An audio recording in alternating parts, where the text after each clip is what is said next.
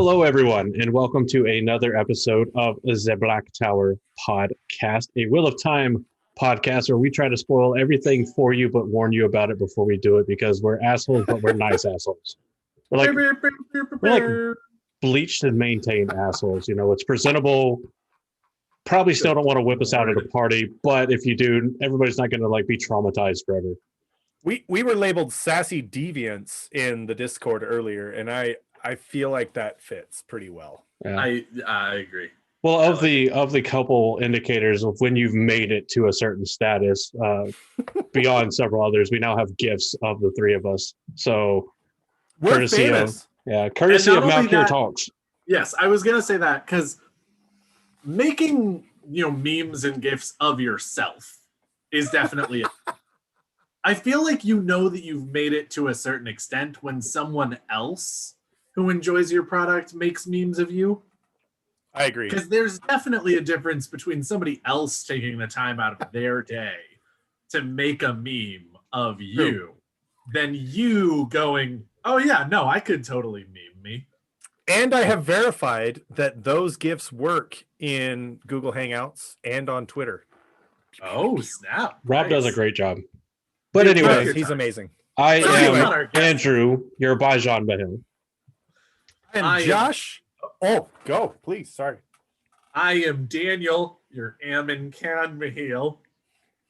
And I am Josh, your favorite Mahil. Just kidding. You're Sorovan Mahil. I know you can't pick a favorite. Which one of us got a gift first? Oh, that's right. It was Daniel.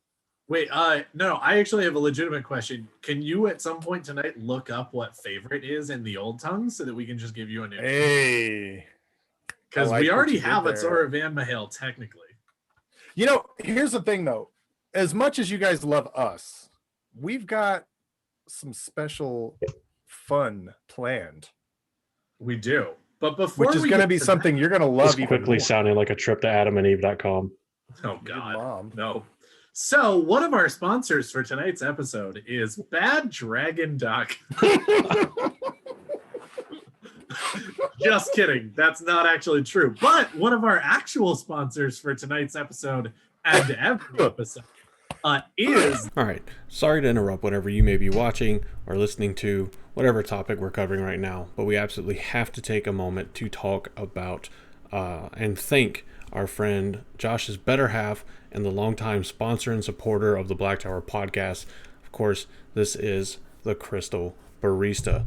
Whether you seek crystals and minerals and the like for their cleansing, healing, and positive vibes, or you just enjoy them and think they look pretty neat, you can find anything you could possibly want with crystals and minerals here at crystalbarista.com. With everything from individual pieces that can be ordered to monthly subscription boxes, there is something here for absolutely everyone, for every occasion, for whatever you could possibly want. There's no way you can't find something that you would like in her store. On the website crystalbarista.com, you can browse by different categories, including the subscription boxes, minerals and fossils, crystal healing, stone jewelry, all the way to just the raw slabs of whatever may be being sold. And if you're more budget conscious and you want to look at anything that is limited by price, you can look for anything that is from $0 to almost $25, $25 to $50, and then anything that may be over $50. Now, if you are a rock hound and you want to get some really good tools to help you in your hounding, the Crystal Barista provides those as well. And you can find those on the same website. It's a very user-friendly website. You can find absolutely anything you need for your rock hounding, mineral, crystal, fossil needs. Now, going through the website, you can also find links to the Crystal Barista's Twitter, the Crystal Barista's Facebook, as well as the Crystal Barista's Instagram, and a couple other things. Make sure you go and follow the Crystal Barista on Twitter at rockpick, ROCKPICK, to get updates as they come out and to be up to date on what exactly is going on with the Crystal Barista. She does like to throw up things on Twitter that may be available for you to get at slightly cheaper prices, but more commonly you can find that over on the Crystal Barista Facebook. So again, same name on Facebook, ROCKPICK, and you'll be looking for the page that says Crystal Barista, formerly Rock Pick Legend Company. Facebook is a good place for updates for the Crystal Barista. And if you just like to look at pictures and kind of see everything that's going on mixed in with some updates, hit up the Crystal Barista on Instagram. You can find her at the Crystal Barista. Again, that's barista with one R, Barista, which I think is the only way to spell it. We all know how much trouble I have with spelling. So make sure you go over and check out what the Crystal Barista has to offer, and tell her that the Black Tower podcast sent you. Indeed. So, Josh, Indeed. let's say that they have bought all of your wife's boxes that they can. Shouldn't have said it that way. And they're all rocked out. They're tired. They've been rock outing. They need to recharge the batteries for their UV lights or whatever. And they want to recharge with their favorite Tainty boys. Did you know that the Black Tower podcast has its very own website? No? Well, then make sure you head on over to www.blacktowerpod.com for even more Black Tower podcast Tainty goodness. On our site, you can find all of our social media links conveniently located towards the bottom left. If you're on a computer, there are links to the Facebook page, our Twitter, our YouTube, and our Instagram. So you can keep up to date with us by finding all of our social media there. Also on our website, you can find a link to the forums that we have, where we have all kinds of discussions, and as Morshadi has done plenty of times, run naked through the forums. No worries, there's no pictures. We turned off the cameras for that. You can find links to Black Tower podcast merch, both on New Creations by Jen and from Spreadshirt, where you can find any of our designs that we've ever put out, and you can go and get yourself whatever kind of merchandise you want, be it shirts, glasses, aprons for cooking, bags, hats, buttons, anything that you want, you can find in between the two merch shops that we have. The website also has a very quick and accessible link for our Discord, where you can come and join all of the fantastic Tainty discussions that we have in our Discord server. We do have sections for spoiler and non-spoiler content, so you can come and enjoy something for you if you have finished a series, or something for you if you haven't finished a series. Another key feature is our Dragonsworn on demand section, where you can automatically see the most recent 5 videos from our YouTube that will play on an automatic playlist for you on the website.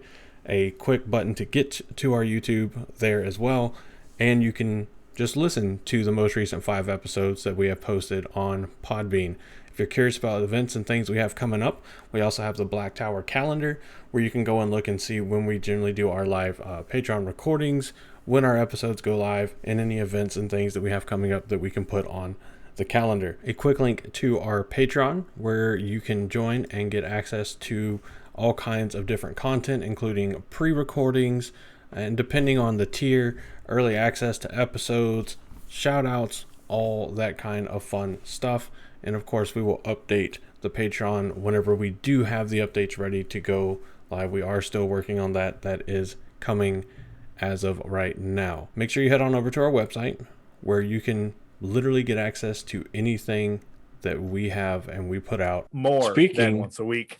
Of bonus stuff, unless something changes, so definitely pay attention to the Discord, the Twitter, all that stuff. So it is subject to minor changes, but currently we are planning on doing a live stream on the 17th of April from about 6 p.m. to 8 p.m. Eastern, where we'll talk about the changes coming to Patreon.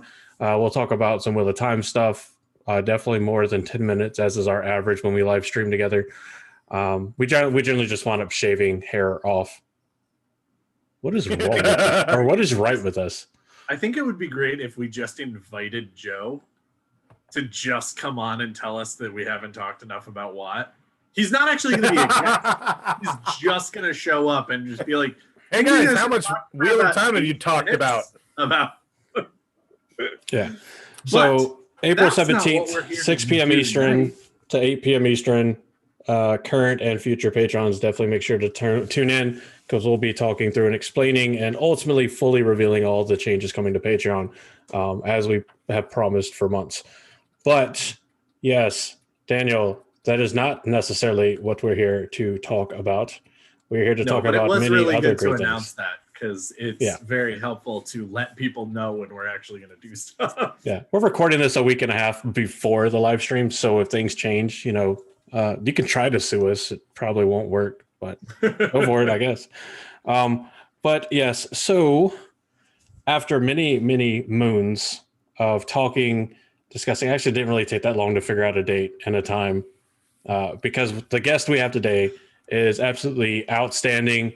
I guarantee you either know him or know of him, and if you don't, then and if you don't know, now you know. Then where have you been? Yeah, I'm going to say we're here to help you fix that problem, but today, But we know tonight, you this already evening, know. whatever time it is you're watching, we are joined by the fantastically talented Jason Denzel of Dragonmount.com. Go ahead and say hi, finally, since we made you be quiet for like 10 minutes. Not at all. So thanks so much for having me, guys. I appreciate it. I've been wanting to be on your show for a while. I've signed up for this madness. I'm not sure what I've gotten myself into at this point, but what else did I expect when I signed up for, the Black Tower where madness reigns and tainted, and I should have known this. And I can say too that you guys have something over me that I don't think I've ever had a meme created of me. I've had like Magic the Gathering cards made with my face on it, where fans have submitted that, but I've never had a meme. So that's cooler. Deadpool. But it's all. But also what it's in the kind of like, ass? but it's kind of, like the 1990s thing or like an early 2000s thing. Like these days it's all about memes and yeah. So anyway. Yeah, but dude, that's way cool. I'm happy that you guys reached out to me. I'm thrilled to be here, and also, by the way, and if you haven't heard of me, like that, it's no big thing. I mean, I'm not Robert Jordan, right? But one of the there's no way I'll ever be Robert. We can never have another Robert Jordan. Even Brandon couldn't be another Robert Jordan. Robert Jordan is Robert Jordan, and but you can be adjacent. That is not a play on your name. I just realized that it sounded like it. I thought it was. I thought he was saying that you were adjacent, and I was like, that was one of the most clever things Andrew has said in a while. I don't know what's in your mug there, but whatever it is you're drinking made that funny in some way. So it's because it's I'm drinking the smart juice. Oh, proof that the Black Tower Frosty mug makes you smarter. Boom! Before it makes you dumber. Beautiful. It's a cursed object, but it's wonderful. You guys might have to send me one of those Black Tower Frosty mugs, and I will let you know if it makes you smarter or dumber. You're getting one. We'll make this happen. Right? That's going to happen. That's happening. That's happening. But now. but really, for those who don't know me, and that's perfectly okay. One of the things I love about this Wheel of Time community is that it's evergreen. Every day we've got new people coming to the franchise for the first time. In fact, right now with the TV show coming, we're on the verge of another explosion of this fandom. Whether with the TV show, with the kind of publicity that Amazon Prime is putting into this upcoming Wheel of Time show, frankly, even if the show is terrible, and I don't think it's gonna be, but even if it is, our fandom is going to explode, and people are going to be hungry for the Wheel of Time. And if the show is mediocre, or God forbid that it's amazing, the amount of traffic that all of that the whole community is going to see is going to be wonderful, and there's going to be new people coming to the books for the first time. So Dragonmount, so my website that I run, Dragonmount.com, came online in 1998. I was a young buck strapping in college at the time, completely broke, having no idea how to make a web page, but decided to make a web page. 5. Yeah. I was 5. I graduated high school in '99. There you go. So yeah. Now let's. I mean, not to interrupt real quick, but just guys, put this into perspective. I think at that time, Lord of Chaos had not come out yet, right? So in Lord of Chaos had come out. So 1998. in '98. Yes, yes. Dragonmount came out. Dragonmount opened its doors in the fall, just a month or two before Path of Daggers Book 8 was Nice. released. And in fact, when it came out, I had to, part of the reason I think Dragonmount got its very first success, the reason that it blew up in such a positive way early on, way more than I was prepared, was that this was in the months leading up to a new Robert Jordan release. And so there was, this is, rewind yourself to 1998 if you were alive back then, or older than, if you were older than Andrew at the time and could remember, and but in 1998, this is when most of the internet was, on AOL, and people were just getting, in 1998, people were just getting off of AOL, just getting, Usenet was still a big thing at the time. They were getting up to Usenet groups, and people were starting to get,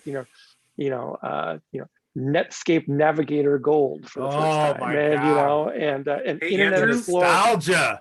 Internet Explorer 5, which completely, or maybe it was 6 back then, 5 or 6, broke the internet.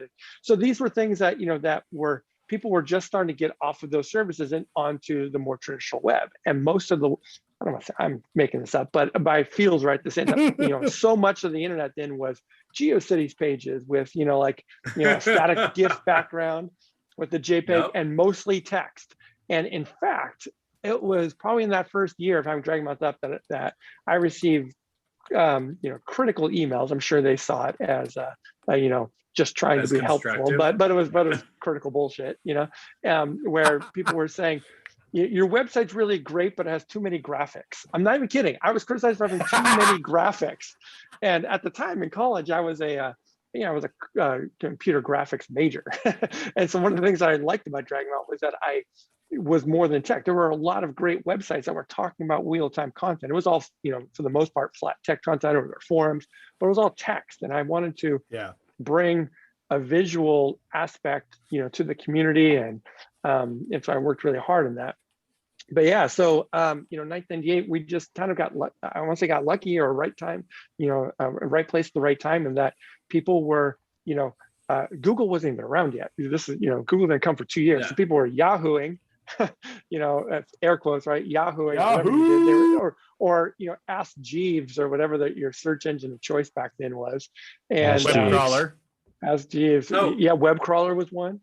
Speaking of which, just two things. Number one, Andrew, during this whole segment, can you do me a favor and just edit in a dial-up tone to just trigger everybody who was baud rate?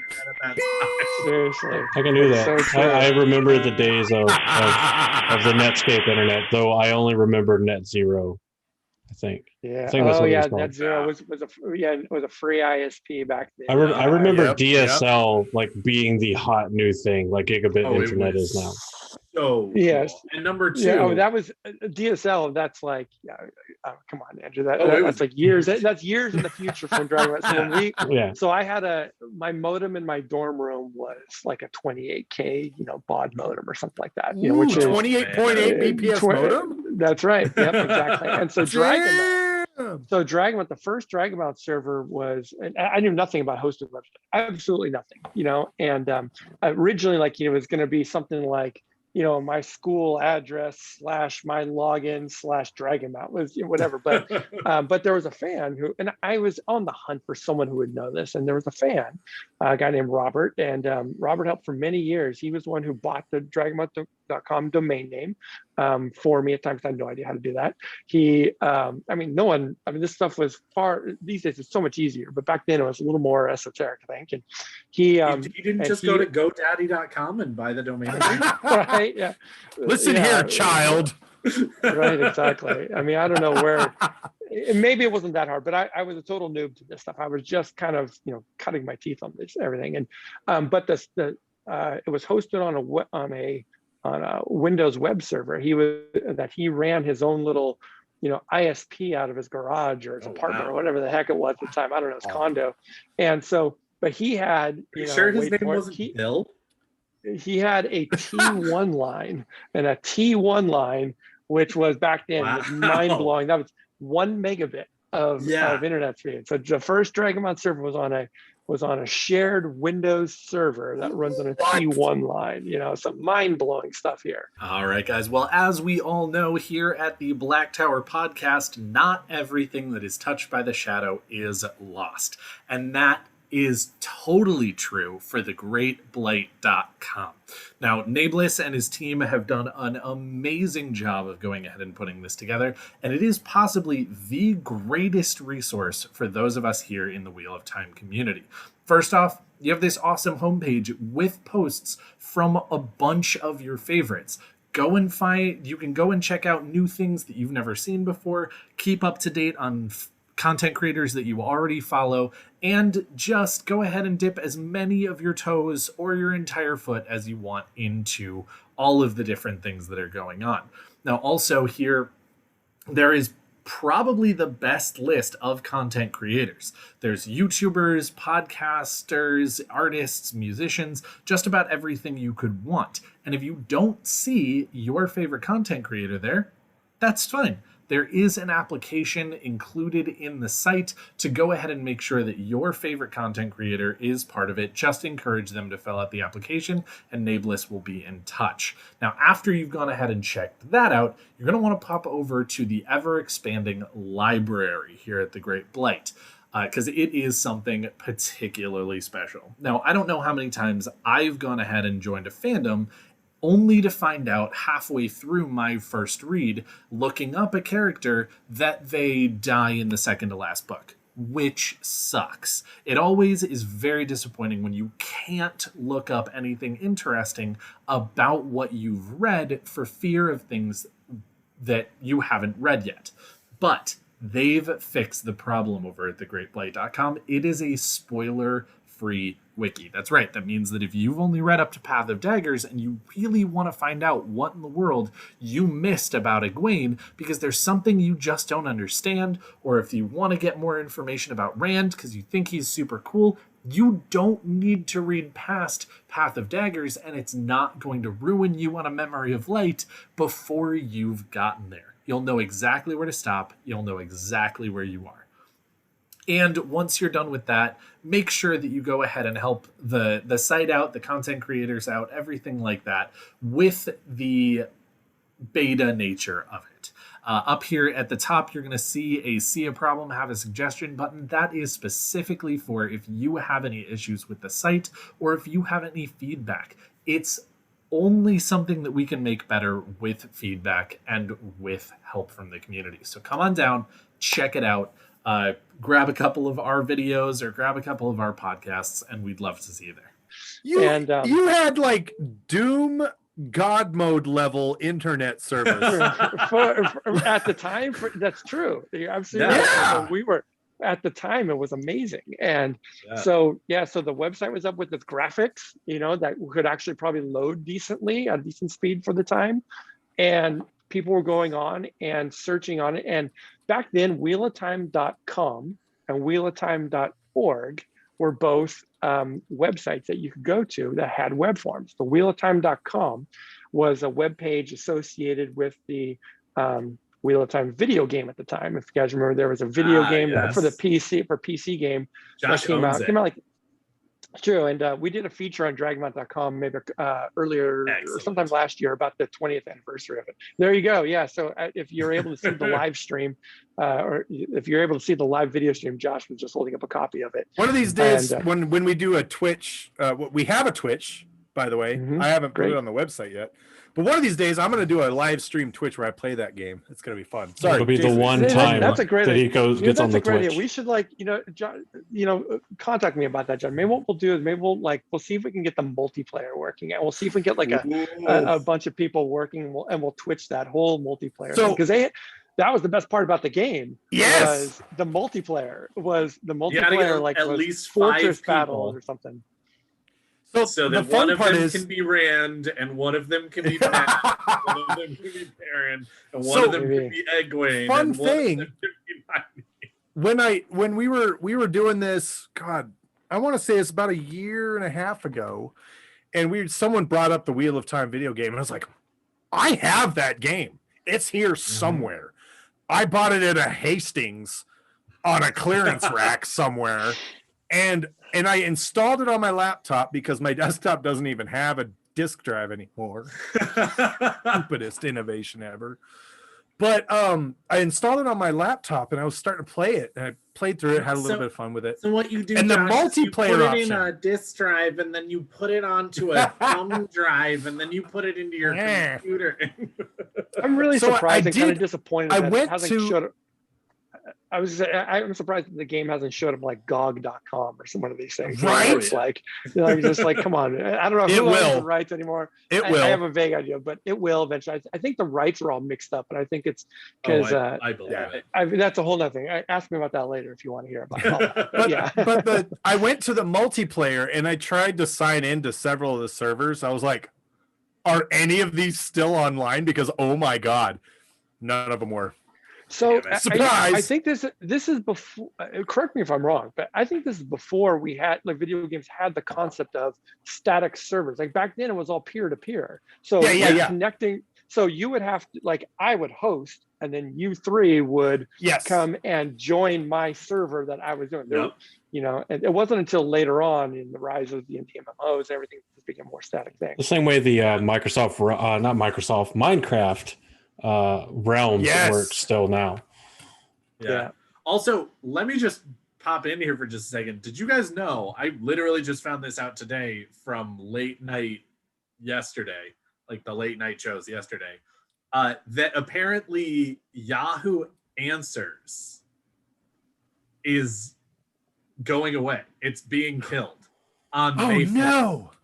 May 4th, you will no longer be able to ask all of your stupid questions to Yahoo Answers. Like, Is Yahoo am I still around? Pergonant? End of an era, man. Yeah. You know how many YouTubers have made their careers on Yahoo Answers? I have to tell Am that I Pergonant. Pregnant? Am I Pergonant? Pregnant? What is a Waluigi board? But yeah, so okay. I mean, Dragonmount's been amazing. There's no, I would bet money that there's no serious Wheel of Time fan, not somebody that just like picked up the books, right? I'm like, okay, yeah, they're cool. That doesn't know of Dragonmount, that hasn't heard of Dragonmount, that hasn't been to Dragonmount.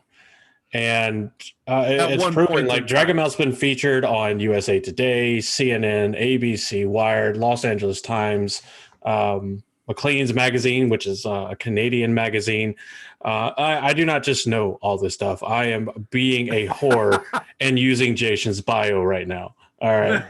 So yeah, straight from the source. Wheel of Time pun. Whoever wrote the bio, if you wrote it yourself, I'm pulling from your bio.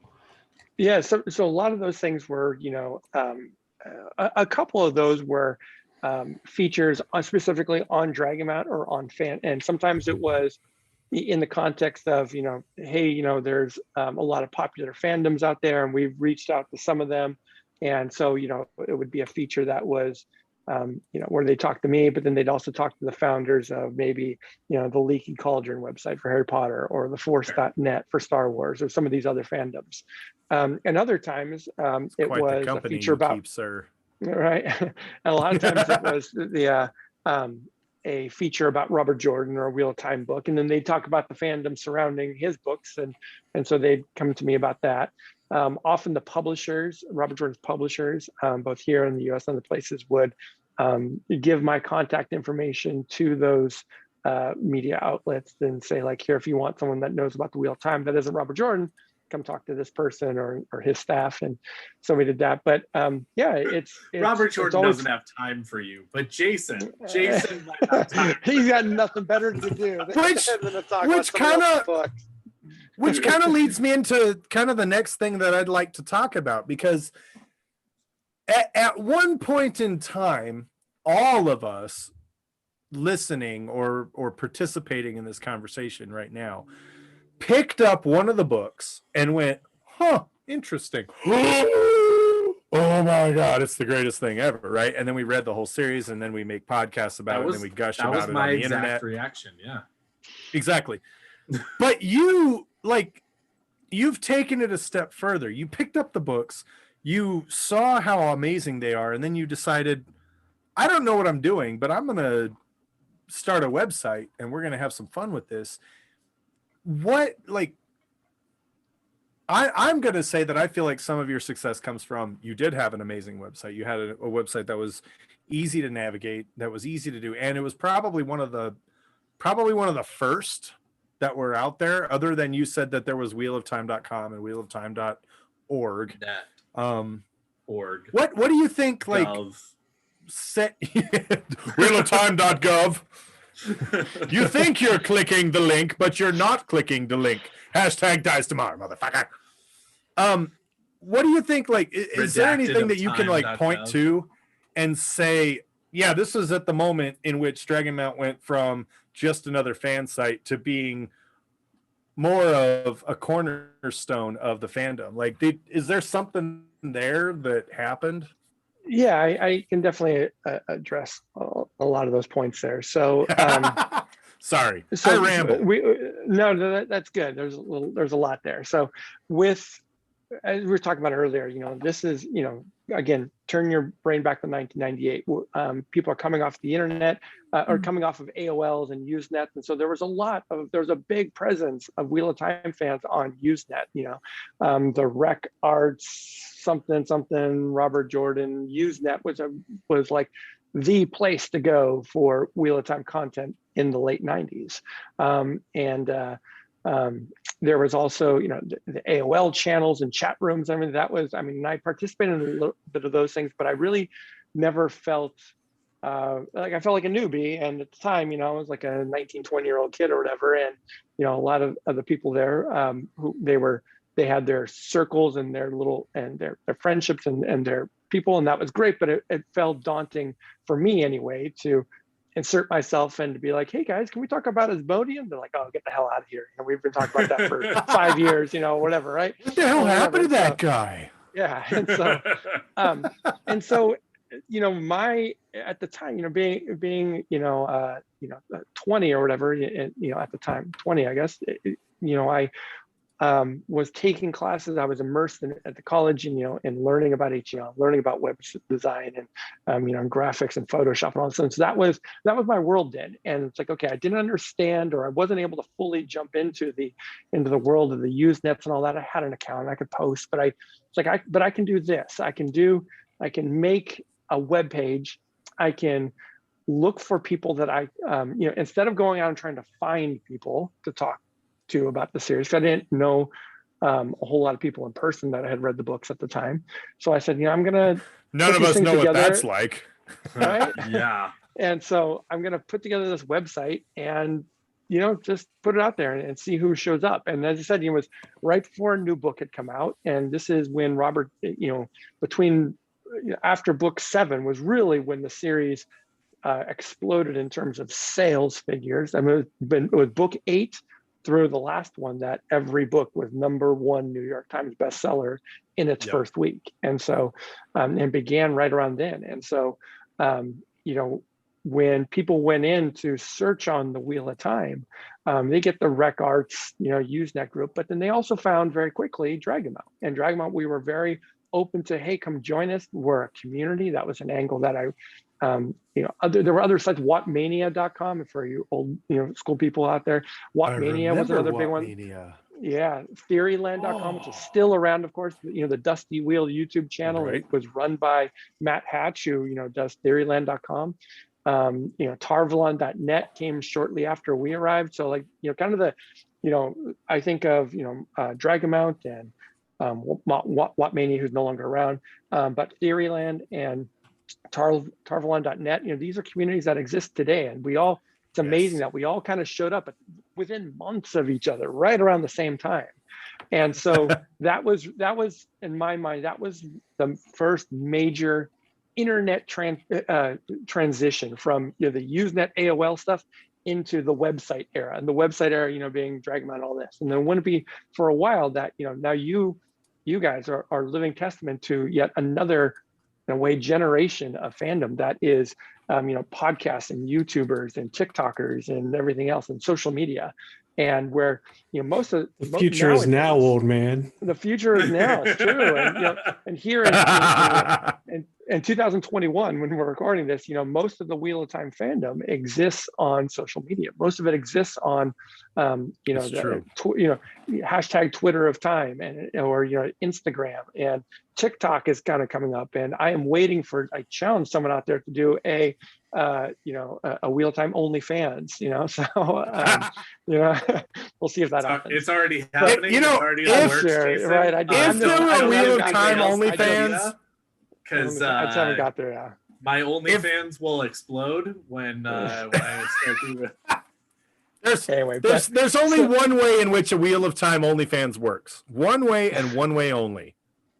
And if that's one dude and 3 women have a polyamorous interaction, and I think that's the most limited way of. If you think that's I think that's the most limiting. Yeah, the most. Don't put me in a box. Don't you dare put me in a box, Josh. There's a whole lot more of the sexy stuff happening in Wheel of Time that people don't see. So. Okay. Anyway, let me modify what I was saying. That has to be represented there. Oh, nobody said that wouldn't be represented. Okay, so to answer your question about what made Dragonmount stand at the time, and I think that one of the things was that it wasn't Usenet, it was popular. It had graphics, it had this welcoming aspect of the community. We encourage people to join organizations, which are kind of online clubs, something that we still have around today. And more or less, the next big thing for us in Dragonmount was a couple years later, maybe 3 or 4 years later, is I was lucky enough or fortunate enough and kind of stumbled into it, but I got in touch with, or rather Robert Jordan and his agent got in touch with me, giving me a cease and desist letter, but that's another thing. We need details there. The short version is that what was happening is that at the time I was a graphics and animation major in school. I was working on a 3D animated version of the Dragonmount prologue, and so word of this got around. I later, just recently, in recent years, learned that it was Maria Simmons, Robert Jordan's assistant, who learned about this, and she was working for him at the time, and she was on all these websites, and she saw this, and she's like, no, this kid can't do that. And so they forwarded that to no, that's okay, I'll tell you why. And so they forwarded to his agent, who sent me this cease and desist letter, and said, and they were very cool about it. Actually, they weren't like, shut down, lawsuit. And they were, I think they got it. I think they understood the context here, and were like, even though you can't, even though you're not looking to make money, even though you're looking for this as just a fan, you can't do this. There are rules, and we need to protect our intellectual property. If you ever wants to sell it as a movie later, we have to do this. And so, just we have to make sure that we give it to FX so that they can do terrible. I'm not going there. I'm not going there. Let's just talk about for a second though that even back then, they were so. What's a good word for it? They were so fan conscious, and so they're very aware, very friendly, and very approaching. And so they knew what I wanted, and I ended up calling, getting a call or calling Robert Jordan's movie agent, and only later in my life did I learn that this guy is a pretty big name in the industry. Here I am, just some schmuck kid calling him up and being like, I want to talk about a multi-million-dollar franchise and whatever. But they ended up, he and the agent and Robert Jordan, they talked, and they gave me a non-exclusive license to produce that film. And it never got done because I sucked. But I still have a lot of assets and some video. I'll see if I can dig it up, and I'll send you guys somewhere. I've got a video animatic that an animated thing or something. It's an old 320 by 240 video clip. See, we need that. I need that in my eyes. I'll see if I can find it. I've over the years a couple times I've re-promoted it on Dragonmount different times, but sure. I'll send you guys something.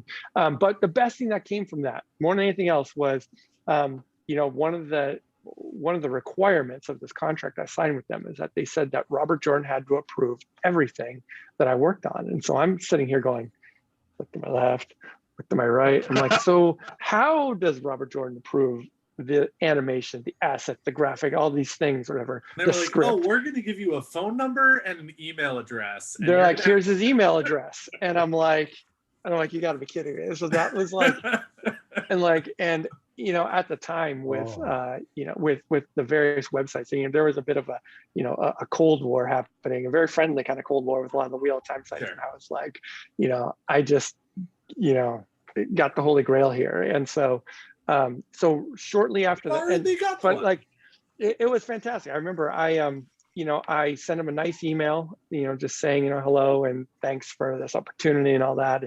And at the time I just gotten married a couple of years, you know, right around that time. And I sent him a picture of my wife and I cutting our wedding cake with a heron mark sword. And I was like, awesome. Yeah.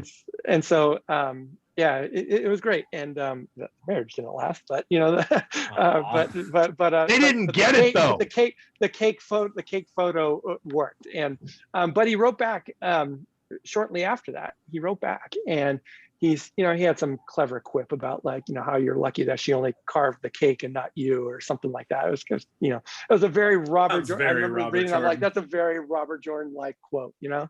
Love it.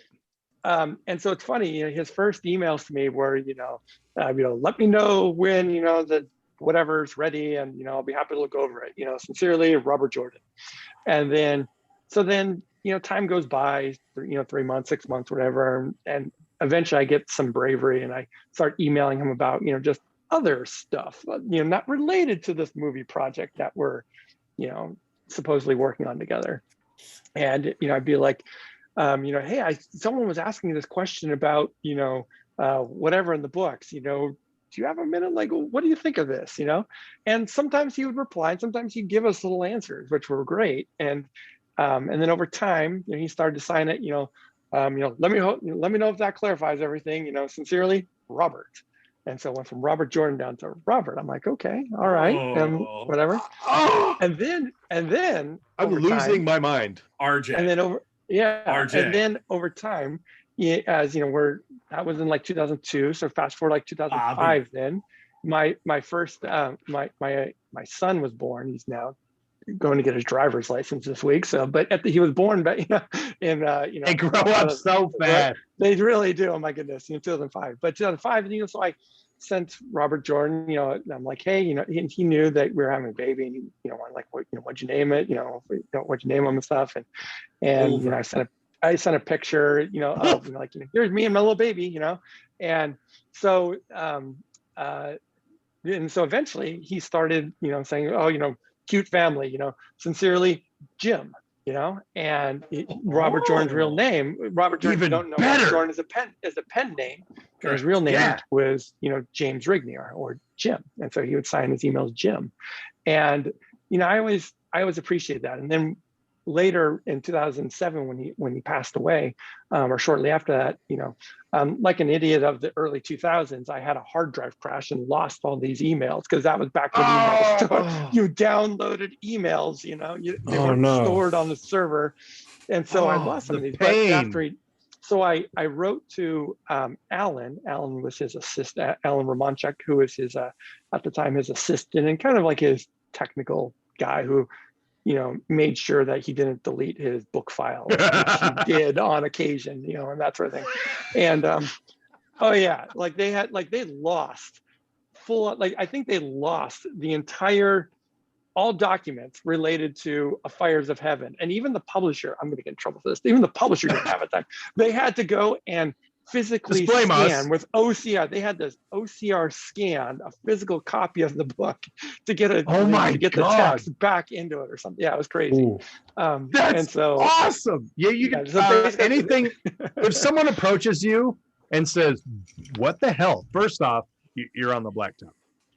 So just be like, "Who's the Black Tower? Who listens to them?" Secondly, you can hashtag blame the taint. Yes, that's perfectly fine. And I don't mind. And actually, you know, the people at Tor, like the people that are at Tor Books to this day, they probably, you know, some of them may not have been born when this happened. So, and for those that were, I don't know if they remember, so no big deal. But so, anyway, to wrap this up, when I lost these emails, I wrote to Alan and said, hey, is there any way you can go through Jim's email and see if he had any emails? I like just to have some of them for my own, records or whatever. And he wrote back, and there was good news, bad news. And he said, no, he only kept some of the emails, not all of them. But the ones that he kept, and there's always stuck with me, the ones that he kept had nothing to do with the Wheel of Time. The ones that he kept were the things like, he kept the one where, the picture of, me and my wife cutting the cake.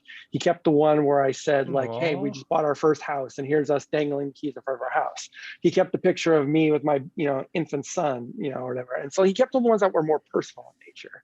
And I always appreciated that. And I'm gonna cry. It kind of chokes you up a little bit. On the book tours, that on his last book tour, Nights of Dreams, when we, by then we had done multiple dinners together over the years. We had done, hung out and done the things. And at one of the events, he saw me. I had arrived a little bit late, and he saw me back in the crowd, and he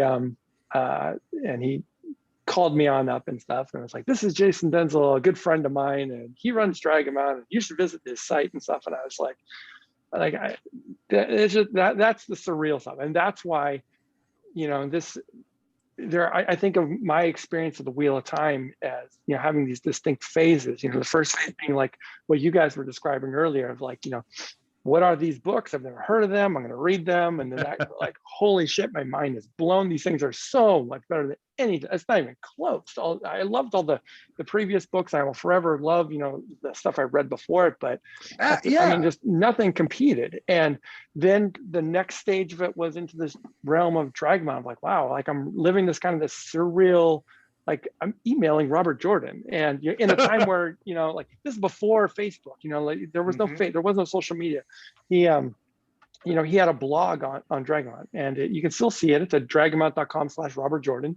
And you can see the archives of his blog there. But that blog, all that was him sending me an email, me copying and pasting it into, our blogging. Totally not pulling that up right now. Yeah, he should. And years ago, it got attacked by spammers, and we had to spend so much time filtering out spam. There's probably still spam in there, but don't click on any of the comment links. They're there. But, noted. I think for us, my first kind of experience with like a kind of like pseudo surreal, like I can't believe this is happening, was I don't know if you've heard or found out. On Twitter. Whenever I emailed Jason Denzel and he emailed back, and I was like, I think I actually sent a message in the Discord to Daniel and Josh and be like, Jason responded. That is true. I remember that. Yeah, he did. Yeah. And we freaked out. Yeah. It was. And sorry, you were actually going to say something, and I made an apropos joke. Yeah. But that moment was I don't know if you've heard or anything, Jason, but the Wheel of Time kind of content creators, the YouTubers, the Twitter people, the podcasters, and all, we have a kind of a joint Discord that's just for the content creators where we can all talk and kind of work out collaborations and things. So this past December we did the What a Holiday charity stream for the Lightweaver Foundation, and it was just 4 or 5 of us that were like kind of trying to orchestrate everything, get the time slots filled, all that. And one of those individuals actually emailed the contact information for Brandon Sanderson. It was like, hey, we're looking at doing this. It'd be great if Brandon wants to come on or send us a video or something like that. And the email was sent off, and we're just sitting there like, we're not going to hear back. Like there's no way. And then like literally 4 days before the event, so we got an email back and it was like, yeah, Brandon's really interested in, he can't make it there personally, but he's super interested in recording something for you guys. Send us some more information. We'll do it. And it comes the day of, and we're counting down hours to this thing to start. And we're like, oh, this fell through. Brandon doesn't have time. And I think it was like maybe 2 or 3 hours before the start that we got the email, and Brandon recorded a video talking, saying thanks and talking about the Lightweaver And like we all like freaked out. We were like, Brandon actually recorded a video for us to show on this. And it's something that generically speaking is so insignificant. Anybody can record a video and send it to anybody. But it's not just anybody to us. No, yeah, it's more than that. And yeah, Brandon is a special guy, and you can't talk clearly. You cannot talk about the Wheel of Time without talking about Brandon. But more than just inheriting. Well, you can. You just be wrong. You can, right? Yeah. But Daniel, have some wine, buddy. Just get a little wine, buddy. Star with legendary outlaw.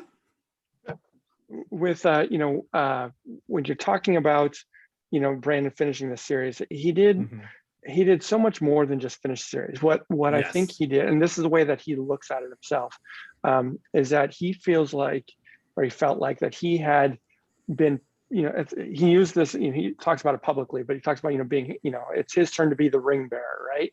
And to carry the one ring. And I've always liked that, because he inherited not just the duties of writing, but he could have just written out the books in a cave, sent it off to the publisher, done a couple publicity things, and that been that. But what he did, especially during those years from 2009 until 2012 or 13, for those 4 years that he was writing the book, he inherited the mantle of owning that franchise. And so he did, like, I fully believe that if Robert Jordan were with us today, he would have been, in his own way, all over, the Twitters and he wouldn't have been tweeting constantly, but he would be on there. He would have been plugged in. He would have been on your show. He would have been on, the Dusty Wheel. He would have done this. Like, these are, like, I believe it. Like, and the fact, and the reason I know that is because if he made time for me, and he made time for, for other fans, at the time, he would have made time for you guys. And I believe that. And, it worked. It unfortunately, his time with us, came to an end, but Brandon inherited a lot of that. And he had no issues with showing up at JORDANCON. In fact, so when it was announced that Brandon was going to be the Finish It, Tour Books called me like a day or two before and said, "Hey, Harriet's made a selection. This is, the person that, is going to be finishing the series is Brandon Sanderson. Please don't announce anything. We're going to announce it, tomorrow or the next day or whatever." And I said, "Okay, well, can I talk to him anyway?" And they said, "Yeah, sure. Here's his phone number." Hey, buddy. And so I called up Brandon, and now, just call Brandon. I was here first, buddy. All right. well, no, but it's interesting because it was a strange dynamic that, from put yourself in his shoes, and he was, just an up and coming author. He was doing well for himself. He had, 3 or 4 books out, but he was, still coming into, mainstream awareness. He's still coming onto the scene. And here he is, he had got this huge opportunity. He recognized what it was, and he knew that he had one shot to make a good first impression. And so he later told me that, he was, and I think it's true, I think he was more nervous about talking to me than I was to talk about him. I had nothing to lose. I wasn't going to grill the guy, but I was going to be like, "Okay, who is this guy? Well, what you got to do?" Like, people are going to be asking me, "Hey, you talked to him. What do you think of the guy?" You were literally like the dad in this scenario, right? You know how when you got like a dad who the boyfriend comes over and starts dating your daughter, and you sit down and you're like cleaning a shotgun, So what are your intentions for my? What are your intentions for the rest? Jason polishing his heron marked sword. What are your intentions for my franchise? He was getting the cake off of it. That's right. Yeah. The blood of the cake. Yeah. Shortly after that, Brandon went on book tour before he started writing The Wheel of Time, or maybe shortly after he had started writing it. He was on tour for his 3rd Mistborn book. So this is help me out, book 3, Hero of Ages. And I'm still listening, but I require more taint. This is so heartwarming. I'm thirsty. So I did go, and after Tor told me that, like, I went that night to my local Borders when Borders was still around, that night and bought every Brandon book on the shelf, and I started reading Mistborn that night. And, of course I was blown away by it. I still think Mistborn is, Brandon's, best book. No disrespect to his latest stuff, and he's doing amazing things. And I think he's evolved as a writer, but Mistborn, I still think is my personal favorite of his. 100% agree. Book. So I absolutely love Mistborn. So he was on tour, and it just so happened that he was in, I live outside of Sacramento in California, and he was on tour. And back then, before he was a big national and international mega author star, he was doing what a lot of authors like myself now do for our tours, which is he does the West Coast tour, because there's a lot of really good spots for selling science fiction and fantasy, especially in the West Coast. And it's kind of, if you do this loop, if you picture the Western US, from Seattle, Portland, down to Sacramento, and to San Francisco, down to Los Angeles, San Diego, and then back up again, doing things like, Santa Fe and George Martin's area, up into Colorado and Utah and everything. So Brandon would do this West Coast loop, and he was in Sacramento. So, and when you're in LA, you need to see Daniel, and when you're in Utah, you need to see me. You got it. I will once this pandemic is over, I am all about seeing all the peoples. So we'll make this happen. Once it's over. Yeah, and I'm going on Sunday to get my shots. I'm really excited about that. I'll be getting mine in the morning. So great. So I've got both of them.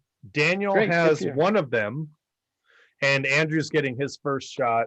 In the next couple days? Tomorrow. 9 a.m. in the morning. So let's talk for a second. I mean, we just sort of talked about, Brandon was a fresh author. He takes over the Wheel of Time, carries the torch admirably to the end of this series. Things like that. At the time that Brandon was taking over the series, had you started any of your books yet? Were they in the writing period? They hadn't been published yet, but were they in your head and being actually written down into manuscripts, or was that they're close? Yeah, there's definitely a story there. Robert, you started writing Mystic in like mid 2013, I believe. That's right. Yep, that's right. So internet searches. There you go. So good job, Andrew, making us look educated. In 2007, at Robert Jordan's funeral, he had a funeral service that was not advertised, but it was open to the public. And so I was out in South Carolina, and I had been invited out there by the family to come and attend and represent fandom for that. And which is still to this day one that I consider one of the nicest honors, of the greatest honors of my life, to be asked to do that, to represent how many literally millions of fans, at this man's funeral, and to get to see his home, to meet his family, and to be a part of that. And so at Robert Jordan's funeral, I've shared that post that you made on your website. I've shared it with numerous people. Thank you. Yeah. And I've read it, I've shared it, I love it. And as a matter of fact, when I got married to my current wife, I told her, I said, one of my goals is to have a weapons room. And she said, what do you mean a weapons room? Now, I gave her two references. One was from Highlander 1, and one was from your post of Robert Jordan's arsenal. Yes, all the arsenal Robert Jordan had. That is my reference for my absolute dream of a weapons room, is just to have an armory of everywhere. Yeah, I mean, it's one of those cool things too. Like, sorry, I don't want to cut you off. Like literally, like we've had a ton of guests over the years. They're all like really fun to listen to, and this is one of the few where I'm perfectly happy just sitting back, shutting up, and letting Jason be Black Tower podcast like for the next for real like 20 hours, only because you need 4 hours at least to sleep. That's true. Well, hey, I know we don't have 4 hours today, but have me back on. We'll do a part 2 sometime. So just call it. So we'll make anytime you want on, anytime you want to do anything with us, you know how to contact us. If you didn't before, you definitely do now. And if you ever forget, blackttowerpod.com. Contacted Robert Jordan. Email is the best way. Okay, got it. But yeah, So like what, saving at the them. very least, bug me at the very least, bug me once a year, and we'll do it at least annually. So let's do that Perfect. as a ground floor. But I'm a South Carolina native as well. Like I was great. born and raised in Columbia, not Charleston, but I went to Charleston all the time growing up. Like going down to Patriots Point as part of the Boy Scouts, spending the night on the USS Yorktown. Like, had I known then how close I physically was to Robert Jordan at the time, and knowing what I know now, obviously I would have lost my mind.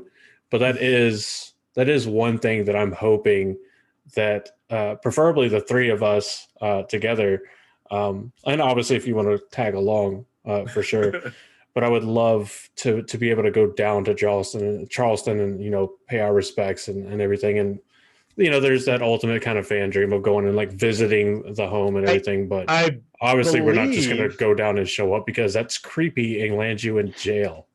I believe the next Gathering Madness is in your neck of the woods, good sir. Well, so unless he gets a job in Utah. Unless he gets a job in Utah. Then we're going to have see another what Utah. happens between now and October. I'll get the job like 3 weeks before we have the Gathering Madness figured out. That would be our luck. But should we have a Gathering Madness in the Carolinas? That sounds like South Carolina, sounds like the place to be. So Jason, we'll keep in touch with you. We historically we've had the Gathering Madness is an event we host on our birthday, on the birthday of the podcast, and which is when? In October. October 18th. October what? October real quick. I can never remember. I'm going to look it real quick, but it's either October 18th or September. No, it's October 19th or September 19th. That's Dragonmount's anniversary. What? But hold on, but hold on. Like I should know this. And for just the say last October. 20 whatever, just say October. 20, whatever the last 20 whatever years, I forget it every year. So I've got it on my calendar. Let's see. It's the it's September. It's September 9th. So so September 19th. Okay, so we were close, but we're close. Please, sorry. So like in the timeline spectrum, if we're going Marvel Cinematic Universe, you're just 1 month ahead of us. Yeah. There you go. Yeah.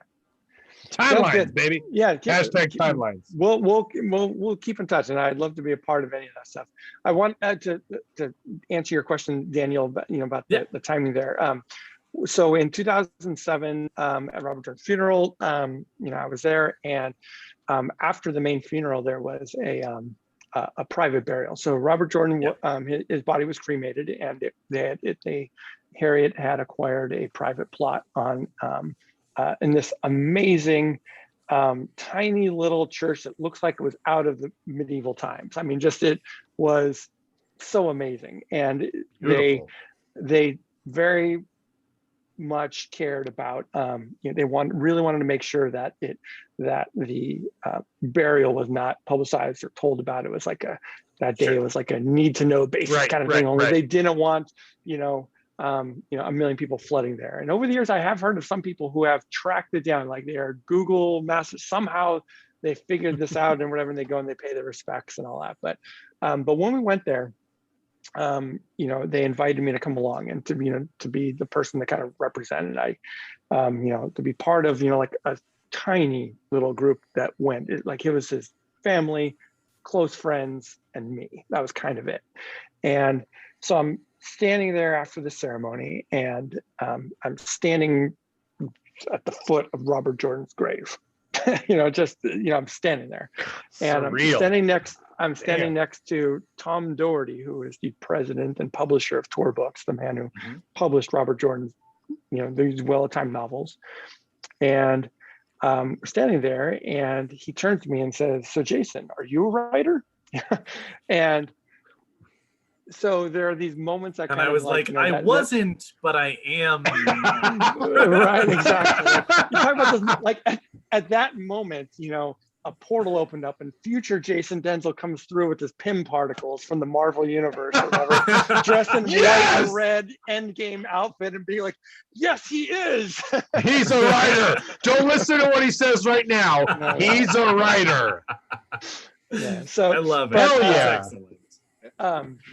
so at the time I was into film, and I kind of had this lame answer of like, that, and it was true. I mean, I was not a professional writer at the time. What I was I was writing screenplays. I was learning the craft of writing. I was interested in being it, but I wasn't there yet. And so I had some lame answer, but I told him I was, working on, screenplays, that sort of thing. In fact, I think at the time I might have been working on a screenplay. I'm pretty sure I was working on a screenplay for, which I still think it's a brilliant idea. It was a Wheel of Time, like basically a fan fiction, but it was a screenplay, Wheel of Time fan fiction, but it was a story of Rand's mother, that was Maiden of the Spear. It was all about Tigraine and Shael and her story. I'm thinking that would just make us such a badass. And if anyone I showed it to Brandon later on, years and years and years later, I showed it to Brandon, and he read it. He's like, it was, yeah, it was a little raw because I was a raw writer, but it's got some great ideas. What if we did this and this and this? And we kind of like had this like, nerd out on these ideas, but anyway. So we actually did an episode about spin-off series that we would like to see. Yeah, and none of us said that. None of us said Tigraine. We had some other. We ran out of time. We had to pick one. That's true. The idea occurred to me 20 years ago. I'm like, oh my god, because then this is before TV series were a thing. And so it was a standalone film, 2-hour screenplay, and it was just. And I went back maybe, I don't know, 4 or 5 years ago and reread it, and yeah, it was raw, but it had some really good ideas in that. Really kind of something were great stuff. And yeah, it was basically just her story. There was Moraine's story was in it too, so it kind of paralleled. At the time, I was trying to parallel like as Shael became dedicated. The word Aiel means dedicated. As she became, from this wetlander princess or whatever, and became this dedicated soldier. At the same time, Moraine was going from being this noble woman becoming a dedicated Aes Sedai, literally, dedicated to. And so their stories were in parallel, and it culminates with, Moraine, running out in the field to find the baby as Shael dies and all this kind of stuff. So, King Laman, I think I had King Laman as a male channeler in it, where he was a secret male channeler. It just, right?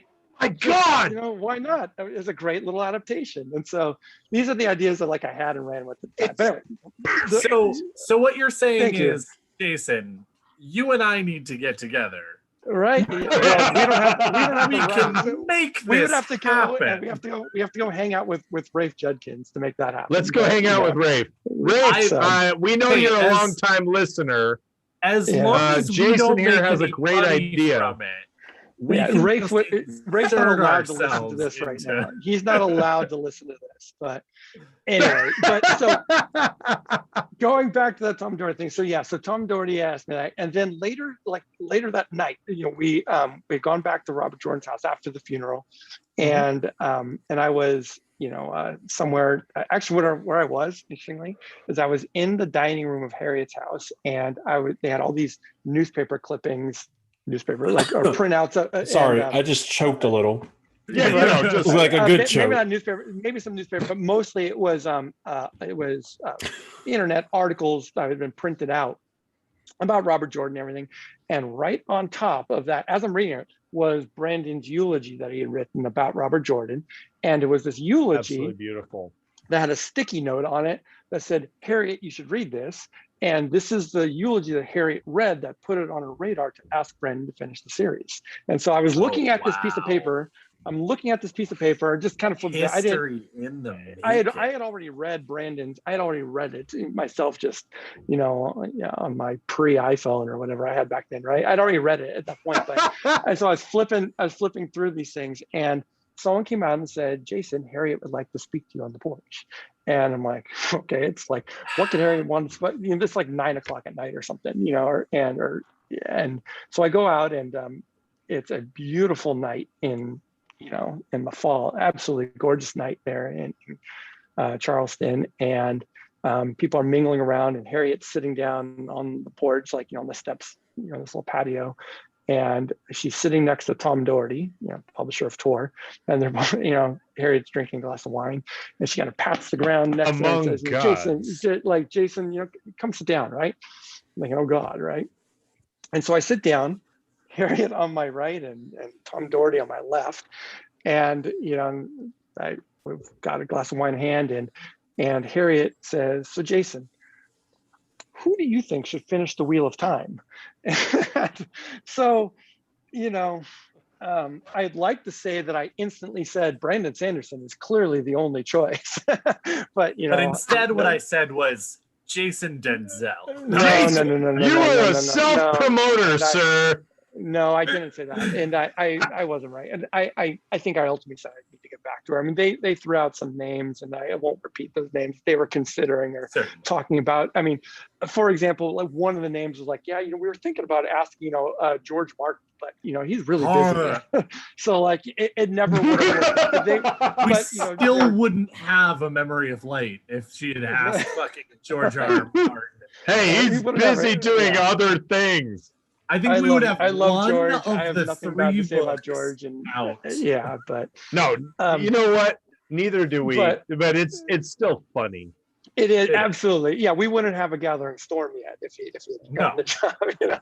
So, but it led to a great discussion more than anything else. I remember the question. I don't really remember the answer, other than, you know, I'd have to get back to you kind of thing with some suggestions, and maybe later on, I think I did email her just some ideas, but it. You know, I couldn't even tell you who was on that list. Sure.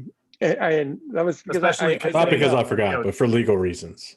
What? Because I forgot, because the email. I got some of those writers coming after me, and yeah, I remember I did.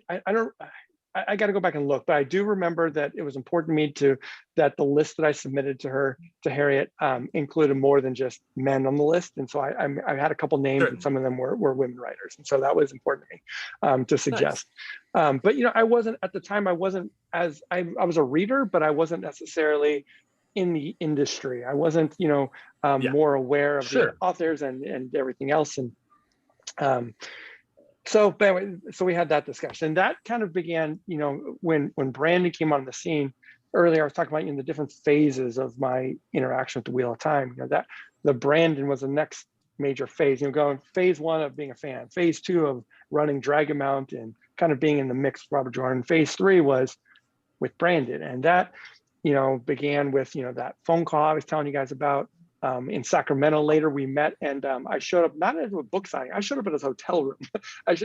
He had a hotel room with David Farland. They were on tour together, because back then, you know, like when you're an author, hey buddy, you know, the caliber that I'm currently, when I'm exactly right, and when you're a mid-list author, like I am now. I clean your room.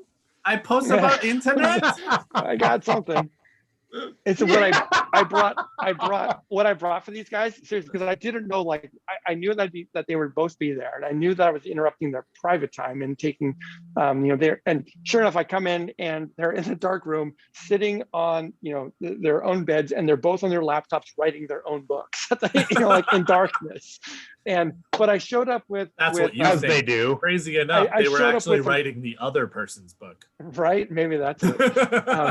Or they had been playing video games and saw me coming, and made them look like they were writers. They were playing the Wheel of Time video game together. There you go. Yes. We need to get them on the line to find out how to do it. So I brought Togo sandwiches to share with them, and I brought a stack of magic cards for Brandon. And so the way that I ended up meeting up with Brandon, first time we ever interacted was, he was like, wow, it's great. Dave like dug into this sandwich, and Brandon and I were like, hey, let's, you know, go hang out outside or whatever. And so we went to, you know, it was a hotel. So we went to some, you know, found some conference room or whatever.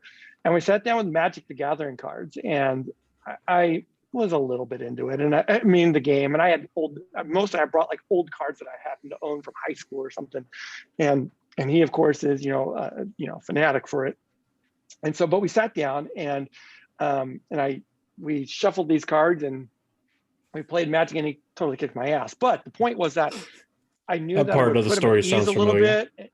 Yeah, right. And it sounds familiar because it's my story also. Yes. Yeah, I met Brandon Sanderson once, and I played Magic with him, and he kicked my ass. Right. But he signed my book. There you go. Yeah, we had a nice conversation where we talked a lot about stuff, and it really kind of.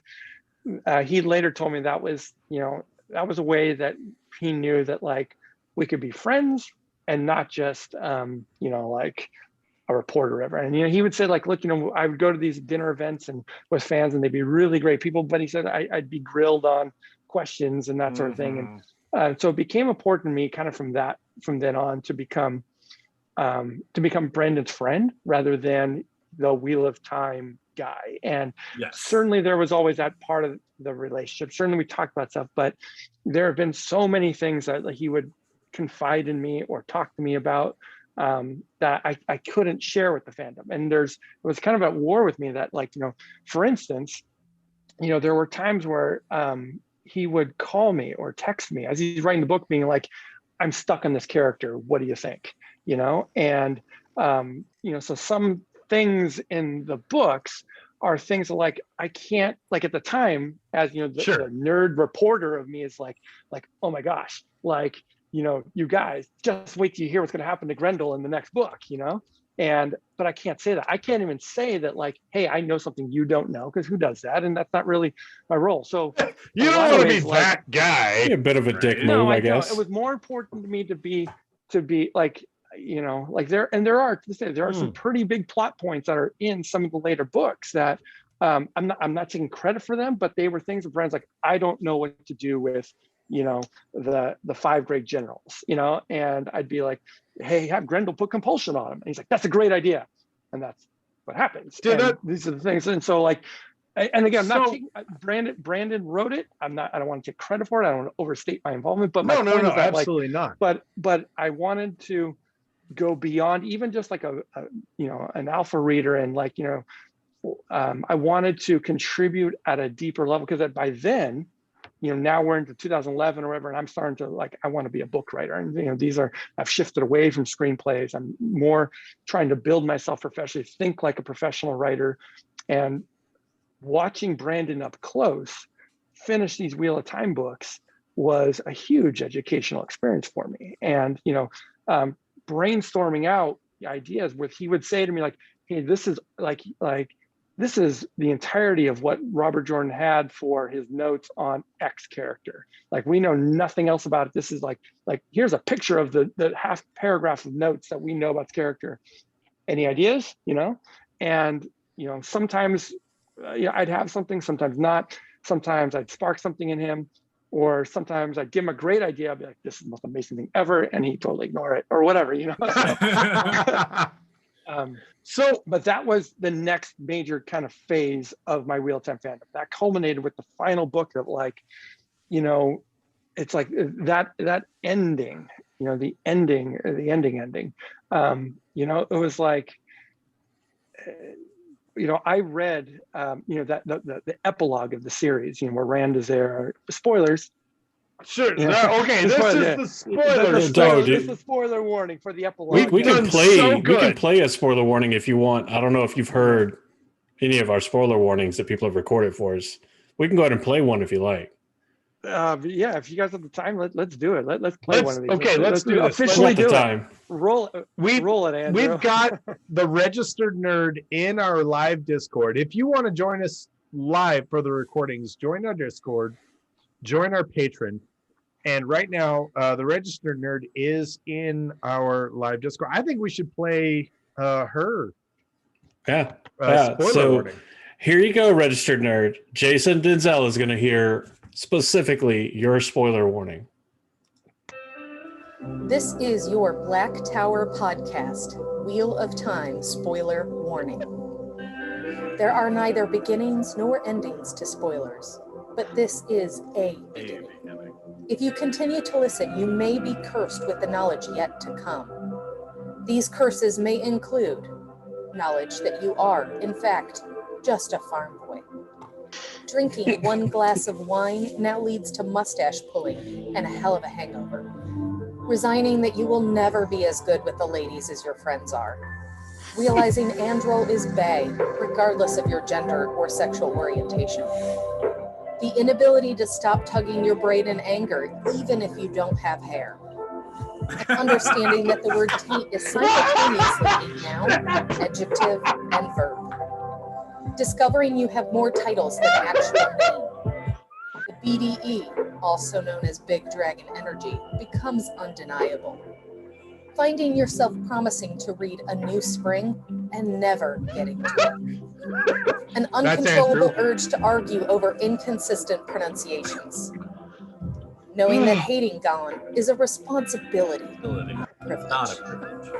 Again, there are no beginnings or endings to spoilers, but this is a beginning. You have been warned.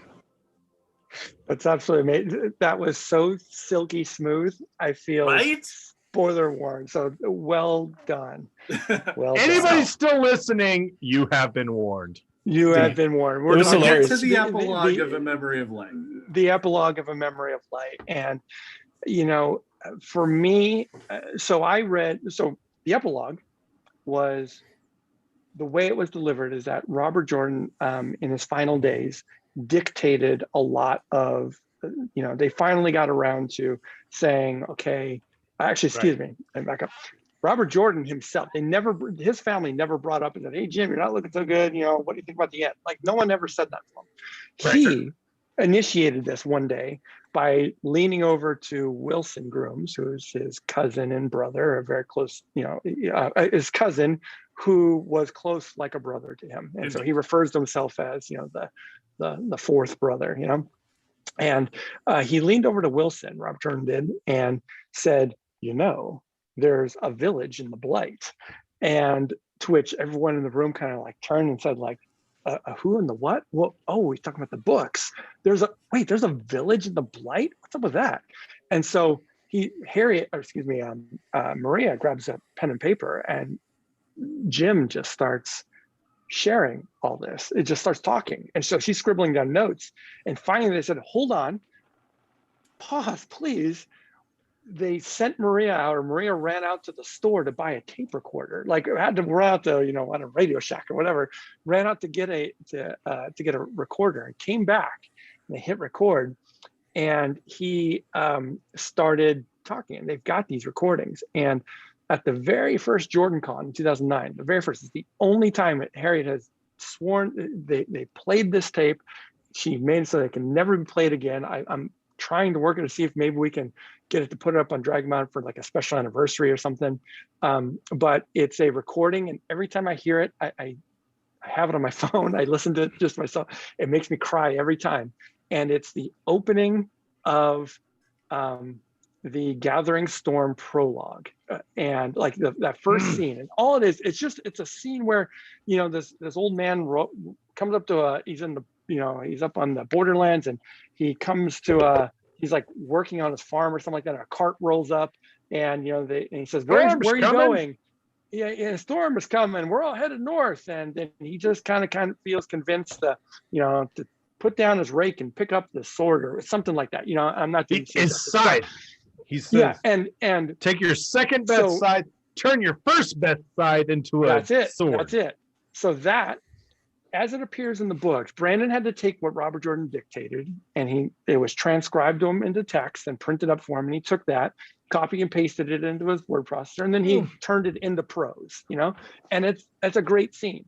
When you hear Robert Jordan speak it, you get chills, and I cry every time. Every time.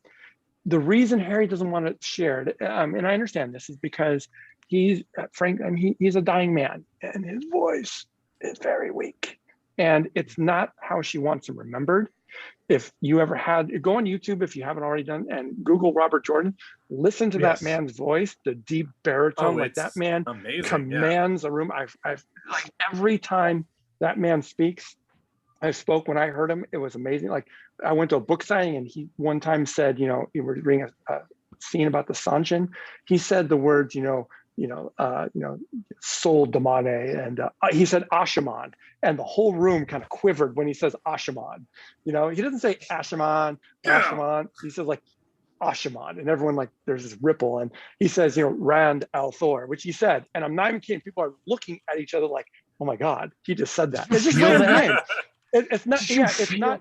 He didn't say it like, you know. Yeah, Rand Althor was walking that. No, it's like he says Rand Althor, and everyone, like 400 people in this book signing in 1998, all kind of like look at each other like, holy crap, you know. So that was the way the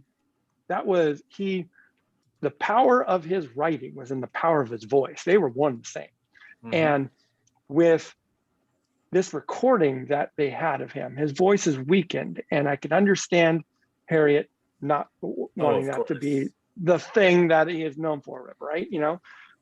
But like he gets emotional as he speaks this. For him, for us, like if you're a casual fan, maybe it's even a scene you kind of flip through a little bit fast because it doesn't have, Perrin or Egwene or Nynaeve or whatever. There's not a lot happening in there. But for him, he's living that moment as that man. He is living that, the woman who is holding the eggs in her apron and she drops her apron and the eggs shatter. He is channeling those people in that moment as he's telling the story. And his voice cracks, his voice breaks, not just from his illness, but from the emotion too.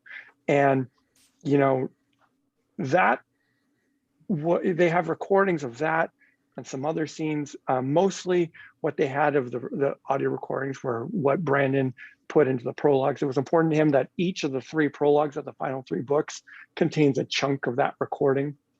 I think the other 2 are in Towers of Midnight was the scene where the young man is like, he's on the wall of the, up north, and I want to say he's knighted. I don't know what he has a rite of passage. He receives his first sword. He becomes a man. Yeah, it's his name the scene day. there. Yep. And then the third one in Memory of Light was the scene where Moghedien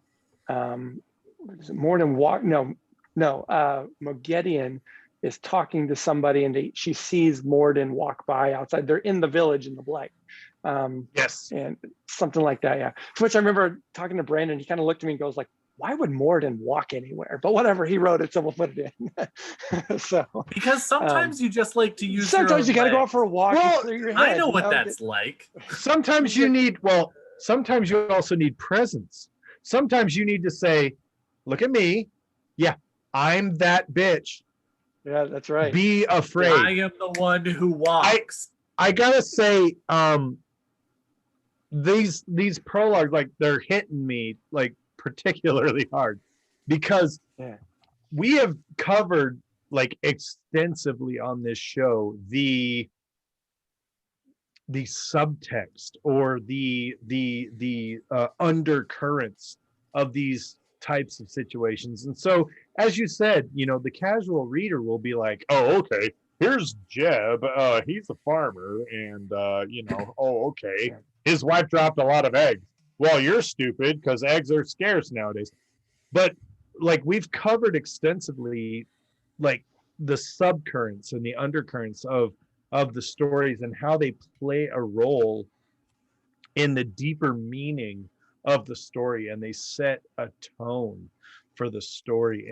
And I absolutely love like what you're giving us right now in how those stories were sort of flavored, if that makes a good if that makes any sense. Because you're talking about the prologue being like Robert Jordan says, this is the prologue, this is what it needs to be.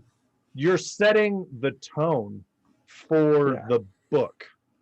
That's true. Yep, absolutely. Like that's the main thing, is that more than anything, other than those little vignettes that he gave us, at that moment, as he was, dictating this stuff, you're absolutely right. It was more important, I would argue, than the actual vignettes and the story beats, were, like you said, the tone, giving us the idea, the feel of the book. And that was probably, I think what, guided Brandon so much. I was talking about, the epilogue, to come back to that. The reason I mentioned the prologues, I want to emphasize, the power of it or whatever. And so the epilogue was another thing that he, gifted us, with, and that was something that was a very complete scene. He dictated. Is it really a gift, or is it really a curse? So that was absolutely. I swear to God. Yeah, we're in spoiler territory, but the whole thing with the pipe, that was all Jim. So okay, I'm gonna ask right now. Well, before you do that, right now. Don't do it. Before you do that, Josh, Andrew. keep the thought in mind. Andrew, I'm not going to give you. You're not going to like my answer. But talking about like some of the way some of this hits and everything, like there's different. Obviously, a lot of this stuff hits different ways for a lot of different people based on your socialization, your life background, what's happened in your life. And there's parts of this that I know Josh and I read where where Robert Jordan writes like battles, or even when Brandon Sanderson pulls from the notes and is writing from the battles and, you know, putting his spin on it, that there's parts of this stuff and the tonality and the discussions that the soldiers have and what they're doing that for people that are veterans like Robert was, that hits differently. And it's not a feeling that can be explained. It's not a feeling that can be shared.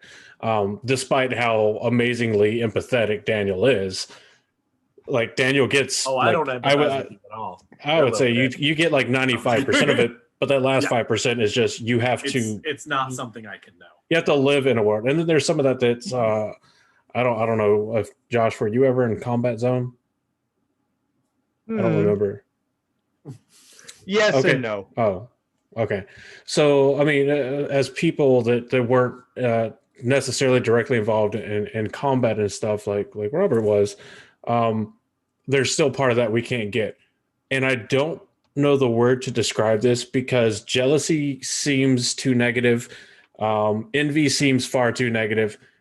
But there's a whole other part of all of this that you get that resonates with you in a way that can't resonate the same way with the rest of us because of your personal experience with Robert Jordan, with Harriet, with Alan, with all these people.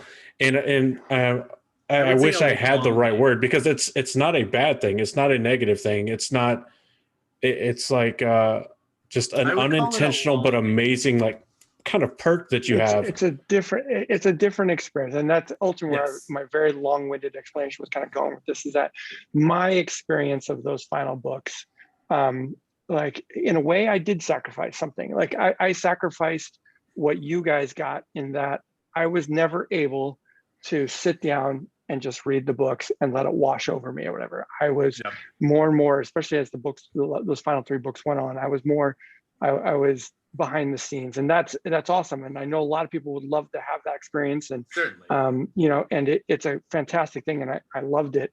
But it was like different. Magic. There was a part of me doing the trick and knowing how it's done versus just getting to watch it and enjoy it. Yeah, and also, like, you know, so for me, where I was going with the epilogue thing is that you guys know I love Brendan to death and whatever, and his prologue is excellent. But to me, when I read that, so he saw the transcript of that scene that Robert Jordan dictated and transcribed, and he fleshed it out into the scene we know, just enough to kind of get it to be, you know, professional prose, right? Yeah, professional prose. And, you know, I might have done it differently. And it's not to say he didn't change anything, it would have been the same stuff, but like, you know, it's like, for me, the ending of the Wheel of Time is the ending that, like, I have a printout of that thing that some Brandon gave me, is a printout of that scene as dictated by Robert Jordan. And that's the ending for me. So, you know, the last, I mean, I have not read the last book in so long, but basically when it came out, but when I got to that scene, like, I closed the book or whatever, you know, and read Jim's version instead. I later read to kind of see the differences, but you see, like, it's little things like that. And so that was the last kind of, that was important to me. Like, I wanted that last scene to be Jim's thing. And I really loved the point that you were making there, Andrew, about how, you know, so many people, everyone sees the books and gets something differently from them. You're right. Like, you know, people who, I hear this a lot from people who have served in armed forces, that they know by reading Robert Jordan, they know that Robert Jordan served. And likewise, you know, they know that Brandon didn't, and that's okay. There's nothing wrong with that. And Brandon's the first to say, like, hey, he said, like, I never served, and that's why I talked to a lot of people who did, and I ran this by veterans. And you know, Alan Romanchuk, who was one of Robert Jordan's assistants, he was a veteran himself, so he advised a lot on this stuff. You know, and I tease Brandon sometimes. I'm a martial artist. I've been doing it for a long time, and I tease Brandon, and I said, like, Brandon, you know, you've got a guy who really knows the spear really good. Sometime, come, like, next time we're hanging out, I'm going to hand a spear into you. I'm going to show you how to use a spear, and you know, for your books. How do you say the version of Kung Fu that you study? Choi Li Fut Kung Fu. So Yeah, it's a lot of fun. But not that I am a master by any means, but that has informed my own writing. When I come to when I write a sword fight, I have a little bit, an informed thing, at least from the style I know. But for for me, I never served in the armed forces, I'm very grateful for those of you guys and others who did. My brother, currently serves, and that's fantastic. But I did not do that in my life. But for me, the ending, what the ending, that epilogue, what that speaks to me, where that came from, I know that where it came from in Robert Jordan's mind is the idea that, he was a Vietnam veteran. He came home, and the original inspiration for the story, you guys probably know this, but it was, we all know, or many fans know about, Robert Jordan's initial inspiration was, being, a character being tapped on the shoulder and saying, hey, you're the savior of the world, but you also have the burden of destroying it, and that's good stuff. That's powerful stuff to kind of run with, whatever. But the first Rand, who was named Rees or something like that, Rees, 1.0 Rand was a 35-year-old man. It basically was Tam, or a version of like Tam, the original 1.0 Rand was a Rand and Tam kind of mixed together as his character. And it was a man who came home from war. He was exhausted. He was tired of the war. He was tired of, all the politics and the bullshit and everything that goes with it. And then he was tapped and said, nope, you got to give more. You got to give more. You got to give your life. You're going to go mad. And if you don't do this, the whole world is doomed. So on top of your burdens, you can't set them aside. And so the ending of that series, which Jordan said for years and years and years and years, throughout his entire, certainly all the time I knew him, he was very public in all his interviews and everything. He always said that he knew how the series ended. He knew the final scene of the series. And that final scene, what he was referring to, was the scene of Rand. If you go back and read it, tonight, or any who are listening to this, go back and read that final epilogue, when you get a chance, and read that scene with Rand. And when you read it, you see Rand is so older. He feels older, he's more mature, and it's because he's thinking to himself, and this is straight out of Jordan stuff. He thinks like he's had enough of the palaces. He's had enough of the battlefields. He just wants a pipe. He just wants to lay down his burdens and rest. And finally, in this, and Jim's vision of it was he was giving Rand that opportunity. He was letting Rand literally go off into the sunset, not having to, to have a whole 500-year life ahead of him, or whatever, and with the opportunity, implying that that the three women he loved would eventually catch up with him. And I remember talking to Brandon about this, and I know you can ask Brandon about this himself, but I think he said it publicly elsewhere. That sure. If you just want to forward us his phone number, we'll call him up and ask him. Yeah, we can make this happen someday. But he it was like, he always kind of envisioned, that first would be Min, and then Avian, and Elaine would be the last one to kind of go looking for Rand, in order of, she had the most responsibilities. Yeah. But, so now I'm 43 now. I'm not old, but I can understand that notion. I'm like, I've got 2 kids and I work full-time job. I got, I'm writing, I'm doing Dragonmount, and like it's got like 4 full-time jobs, like so many of us all do. We all have things so much going on in our lives. Sometimes I feel like, I've had enough of corporate bullshit. I've had enough of, websites and podcasters and everything, and I'm just, and writing, and I just want, a beer and, a cigar, and to sit down and to read my favorite book. And I feel a lot like Rand. It's funny because to me, when I first started reading these books, I was, 16 years old and feeling like Rand, and feeling just like Rand, like, there was the girl next door that didn't really know I existed. And oh man, my best friends, they know girls so much better than I do. You know, I was that teen going to college for the first time and seeing Camelin or whatever college town, you know, Camelin University for the first time, and big eyes. And over the years, I was the one having to fight these battles with what, you know, I have my experience and you have yours. And in so many ways, you know, like, you know, we relate to these characters. And so these days, yeah, I feel like that Rand at the end. And even though I never served in the military, that's my personal takeaway of that. And that's what I looked for in that ending, you know, and all of you guys probably have something similar. It seems like for Rand that, and I don't know if I've never thought this before, if I thought about it and forgot it and just got immersed in the story itself. But listening to you talk, it seems like so much of Rand's story, if you boil it down to the absolute core concentration of it, in addition to what you've said, or maybe as like a sub caveat, I don't want to say just to piggyback on that because that triggers every veteran ever alive. But that his story is a story of not having any choice ultimately in what's going to happen. Mm-hmm. And then, like you said, that in the end, Robert Jordan wanted Rand to have this ultimate culmination at the end that we get in this epilogue is Rand finally gets his own agency. And I don't mean like talent agency. He can, I mean, he can always choose kind of how things went and everything, but this is full autonomy. He's no longer required to sacrifice for the world. He can do finally what he wants. You know, Brandon and Jim often talked about in the interviews about how Ta'veren, some people like Rand were born Ta'veren, but you can become Ta'veren and you can unbecome Ta'veren.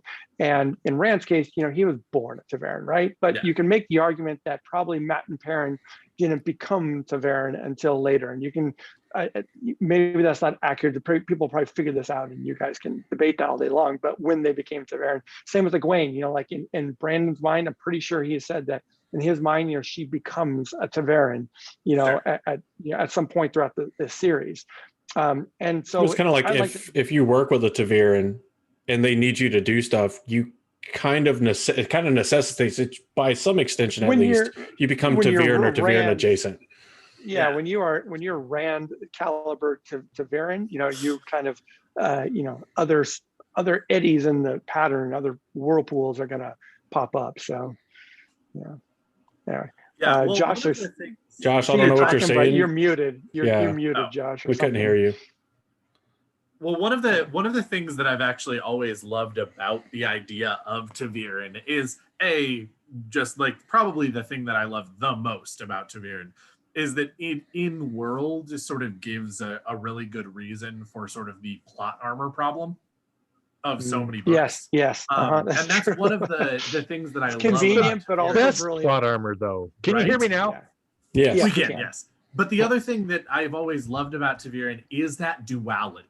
Is that Ta'veren walk around the world and they change the pattern around them. Their mere presence in the pattern that the wheel is spinning changes the way that the threads around them work. However, as is stated so many times in the books, it's not like they really have true control over doing that. Yeah. And so much of the pattern is also forcing them into certain things as well. So you have this idea of, you know, Ta'veren are incredibly powerful and they do walk into situations and situations change and situations are volatile and situations and things happen that are like the least likely thing to ever happen in that situation, but it becomes the most likely thing to happen because they're there. And yet, on the other hand, they're also forced into so many situations that are the most unlikely situation that they'd ever be in, the most unlikely situation for their presence and whatnot. And it almost feels like this sort of like crushing, you know, you want to feel like you have so much free will and so much control over the pattern, but it's this like almost, do you actually have the free will and do you actually have the control over the pattern, or does it have control over you? And I love that idea of Ta'veren that, like, again, as you said, Rand comes out of this whole thing, and I know that this is a choice for everyone, so it's not 100% the same, but Rand, like, it's a 2-year story. It's like I think it's 2 years and 8 months that the entire story spans, from the time that we start the first words in the Eye of the World to the end of Tarmangaiden. But Rand walks out of it like every president who has run the country in the last 30 to 40 years. And he's just so tired, and he's just so old, and he's so mature because wise and everything. Has been on him for almost 3 years. Yeah. This reminds me so much of, in a way, like I think of who, again, everyone has their own experience of it. Everyone listening here, can relate to this in some way. But this, hearing, you're saying it that way, Daniel, makes me think of Brandon. And if you think about, put yourself, in his shoes, and he's handled it remarkably. But there is, there is a public Brandon, and then there is the human being Brandon that. Brandon's had this he's a typewriter. What was tapped on his shoulder and said, yes, hey, mid-list writer, up and coming mid-list writer, you're being given the keys, to the biggest franchise, in modern fantasy, and no pressure, and you can blow it, and you can be known as the guy who blew it, or you can do something really special with it, and you have a limited time. And he had, in his case, start to finish was 4 years, right? And in that 4 years, he showed up and taveroned it for our community and our. That is such a good way to put it. He did. Brandon fourth taveron. There you go. And so, and that obviously, he's doing his own remarkable things that are equal to and surpassing what he's done with Wheel of Time, clearly, but still, so. So we're kind of dwindling down on time here, much to my severe sadness. Because at this point, I just want to listen to stories while I lay down. I'm this for the next 10 hours. Not even. This is amazing. I have the only, so many guys. The only criticism I have is that Mystic Dragon wasn't published 2 days earlier because my birthday is July 15th. July 15th, okay. That's the only thing I think I could criticize you on, and it's probably not even your fault. He needed to. Next time I'll wrap it all up in a bow. If you could finish it 2 days earlier than Mystic Dragon, that'd be great. But I would finish this next book 2 days earlier to make that happen, but you guys are having me on tonight, so that's 1 day it's pushing anyway. So see, it's our fault. Well, see, you were accidentally going to finish it like 3 days early, and so now this pushes you back online for July 15th. But because every writer in the history of everything has finished books. So the funny part about this whole thing, like with having you on and everything, is. We had the conversation about where you were like, hey, anything you'd like to talk about? And I think we asked you, did you have anything you'd like to talk about? And it was like, oh, yeah, just, let me know what you want to talk about and we'll make it work until like Josh freaking Ninja vanishes. I think his internet cut out. But I was, I messaged the guys and I'm like, hey, anything you'd like to talk about and all this. And it was just kind of like this kind of back and forth a little bit. Like, not that we were like battling over ideas. But it was like, let's think about this stuff. And we've had Kate and Michael on. Obviously, who Kate and Michael are. Because if you didn't, that would be super freaking awkward. Yeah, they are awesome. Yeah, but when we had them on, the idea initially, because this is very early on in the podcast, when it was just Aaron and I, so Daniel and Josh didn't get to meet them and physically talk to them until the first of the year. And the idea was initially, we'll talk about Wheel of Time. They voiced the audio books. They know all about the Wheel of Time, which is very kind of fan centric. That anybody that has anything to do with the series knows everything about the series. So, like you excluded. And so from there, whenever we have people on that are very, very involved in the series, whether it's very long standing or very recent standing, we kind of try to turn away from the thing they are most known for. So Kate and Michael, we still talked about their voice acting and a little bit about Wheel of Time, but it was mainly just their experience with it. So when we were talking about what we would talk, to you about, what we'd have you on to discuss, a lot of it was, this guy has probably been contacted 1,000,001 times, come and talk about Dragonmount, give a seminar on the success of a website, talk to us about your experience. How did we get started with this? We're like, we don't want to do that. We want to bring the guy on and let's talk about the Mystic trilogy. Let's talk about your experience with Robert Jordan and Brandon Sanderson, which we knew you've probably been asked about a ton. And let's go back to what initially prompted you to some degree to create Dragonmount.com, and that's talking about the Wheel of Time. I do think it's absolutely hilariously funny that we spent a long time talking about Dragonmount, completely unprompted, but absolutely fantastic, because this is what happens, and and I don't mind, which I love all these things. Yeah, this is great, and this happens on every interview that a podcast that I've ever done. That there's this one's your fault. Start off, and this is fine. And this is what I like talking about, and honestly, this is what this is what your listeners and you yourselves, these are the things that we can relate about. We can talk about Wheel of Time, and I can do this. Like Captain America, I can do this all day, right? And so that is America's ass. But that is America's ass, the Wheel of Time. And so that is Brandon sitting there, right? But you can say whatever you like. If you don't like it, we can edit it out and post. It's fine. But yeah, I do, appreciate your curiosity on my books and stuff. So for those who don't know, I do have my own books written. I have 2 books with Tor Books, who are the same publishers as the Wheel of Time.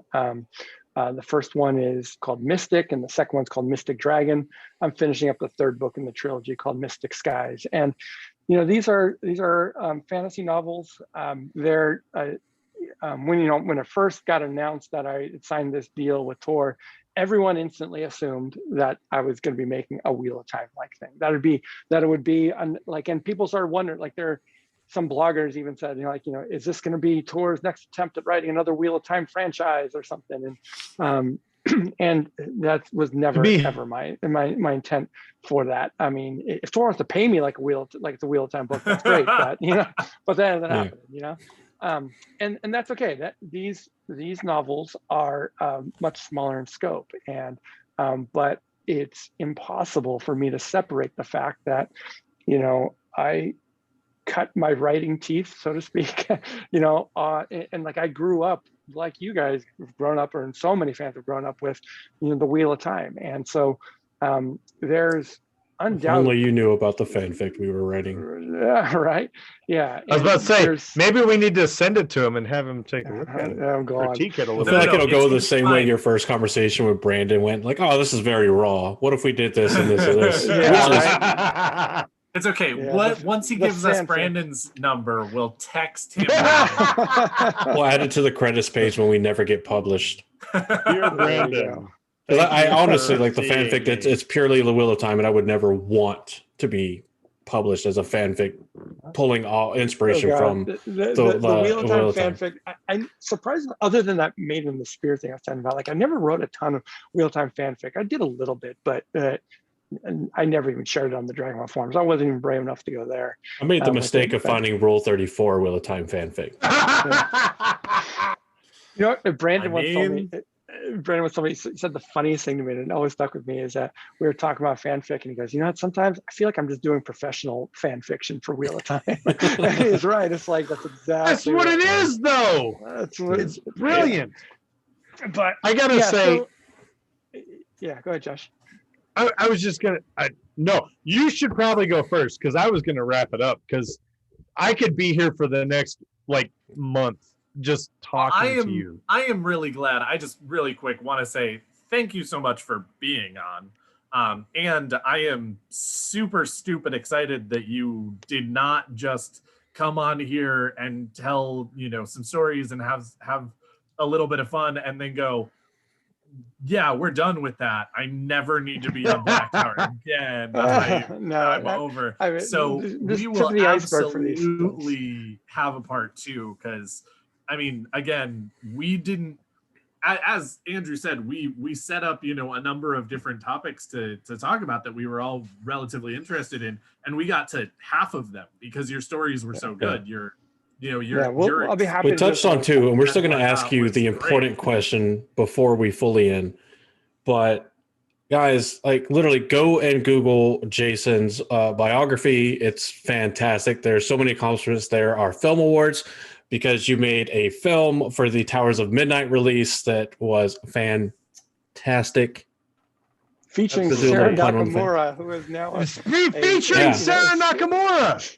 So look at that. Yeah. Now for she told me, but real quick on that. Go Sarah, you know, she told me recently that Rosamund Pike, was playing Moraine, you know, in the TV show, went up to Sarah a couple times and said, like, you just think you're the real Moraine or something like that, you know.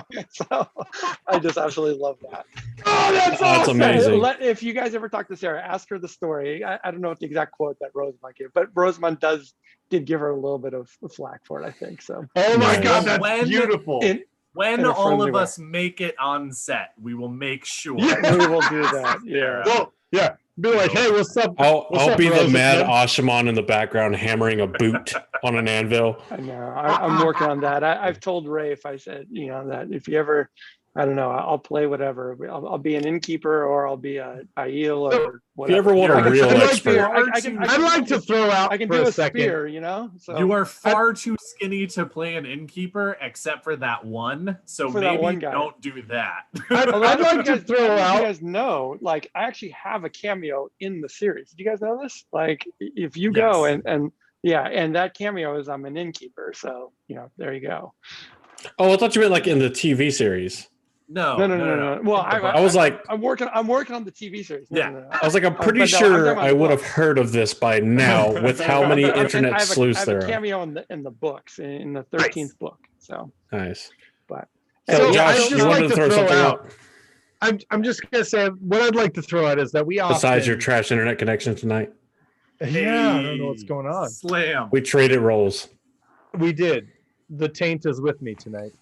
We often throw out ironically that, you know, hey, Rafe, longtime listener of the show, go ahead and do this. That'd be a great idea. And Sarah. And Brandon. And anybody, any other name that we can think of. And Rosamund. And then Jason's over here like, Daniel, yeah, I'm talking to Rafe and seeing if I can get on the show. No, it's a different level. It's a different level, sir. It's a different level, sir. I'm not trying to imply at all that I have Rafe. It's so far from his radar. No, it's you say that, but we were all confident that we were so far from your radar.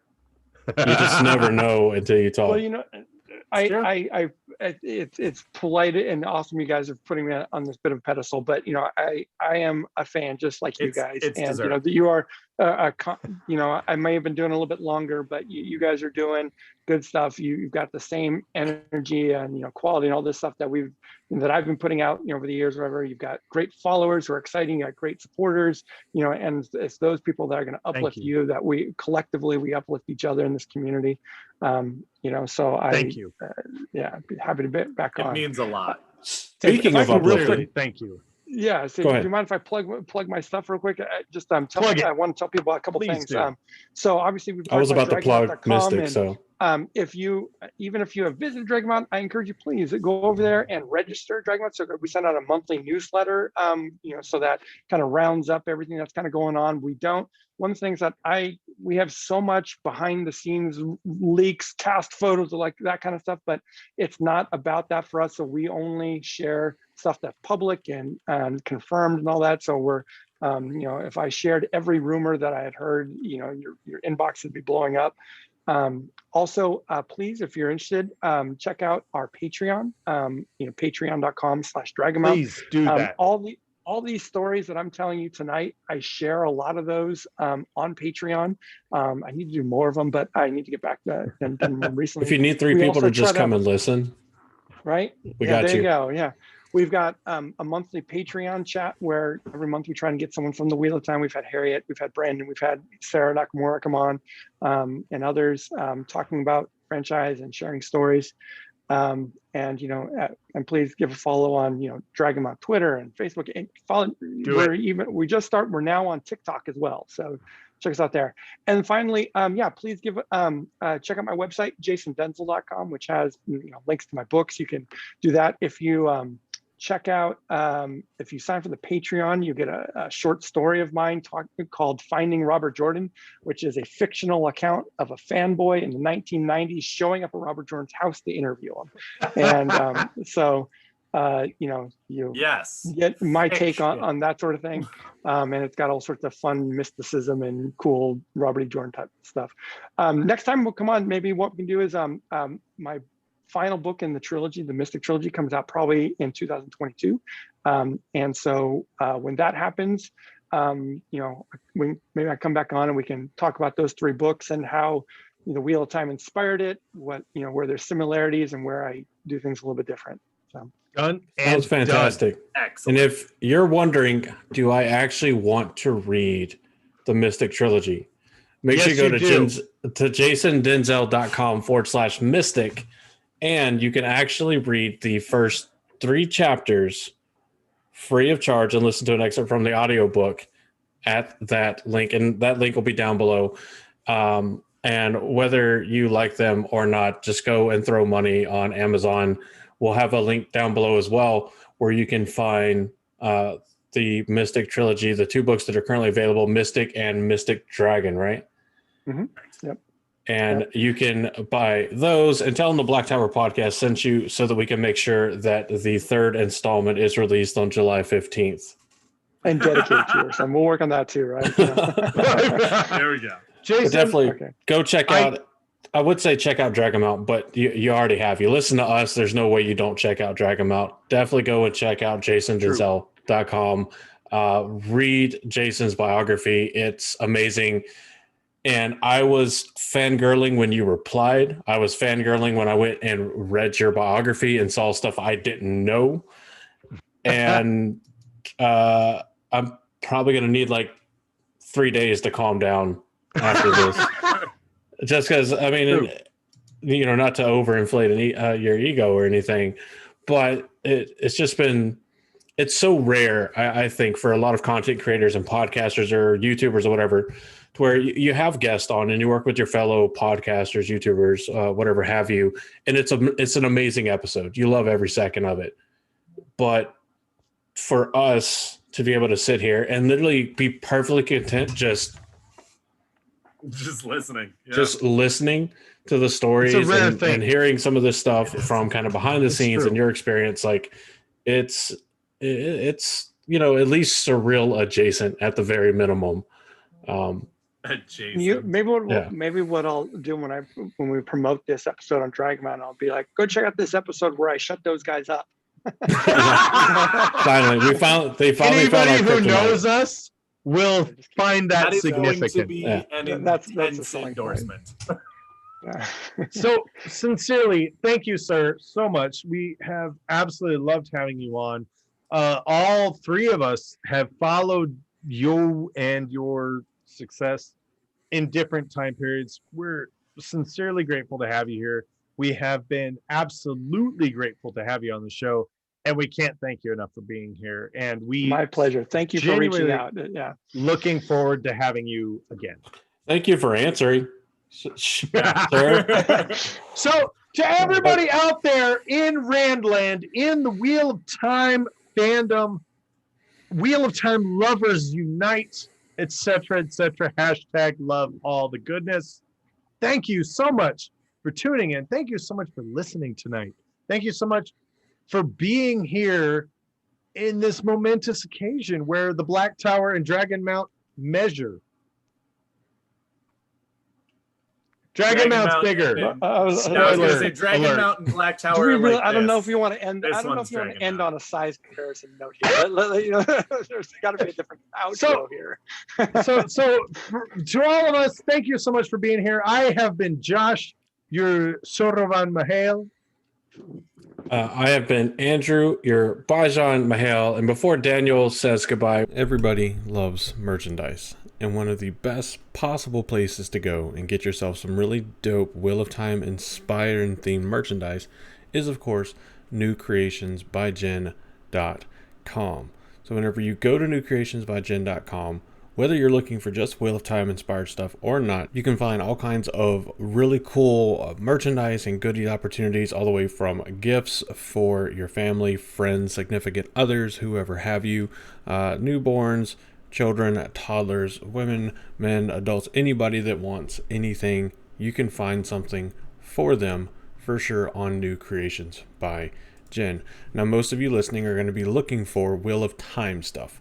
And the easiest way to find it is to go to the catalog section on New Creations by Jen, where you can see the groups of stuff for us at Black Tower Podcasts, Malkir Talks, Talk Around Riyadh, Will Reads, The Will Weaves, and Weekly Will News. So you can find all of this stuff, and you can browse and look at all the different kinds of things that each content creator that is a part of New Creations by Jen's has taken and asked Jen and Rob to put up on the site. Obviously, we're going to use ours as an example so that you can go in and look at Black Tower Podcast stuff, because we are the Black Tower Podcast.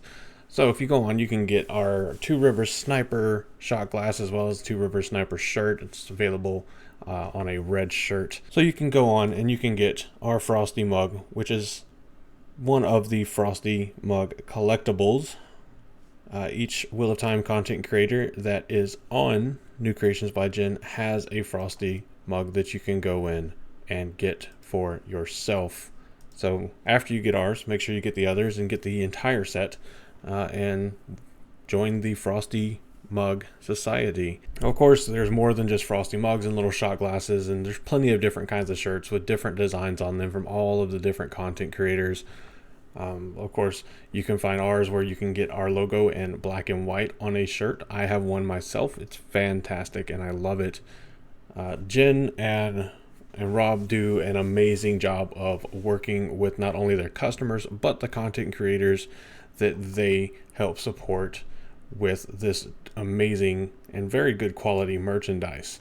So if you have not head over to New Creations by Jen and gotten yourself something dope, make sure you go and do that. Again, it's newcreationsbyjen.com. And you can get your amazing Two Rivers Sniper shirt there. Definitely do it. Definitely do it. And absolutely, guys. I have been Daniel, your Amin Khan Mahale. Absolutely go check all of that out. And just a reminder that we will be, barring any unforeseen circumstance, live on YouTube on the 17th of this month to talk about our Patreon. So definitely go check it out today, and we'll have some changes for you as well. So be excited about that, because they are absolutely coming. I know we've been saying that for way too long. At the same time, it legitimately is. It's absolutely happening, and it is happening very soon. But again, from all of us here, thank you so much for joining us. Jason, thanks you so much for joining us, and everybody who listened live. Awesome that you were here. Anybody who's listening to this later on, we're glad to have you here as well. But we hope that you're having a wonderful morning. And in case we don't see you again, good afternoon, good evening, and good night.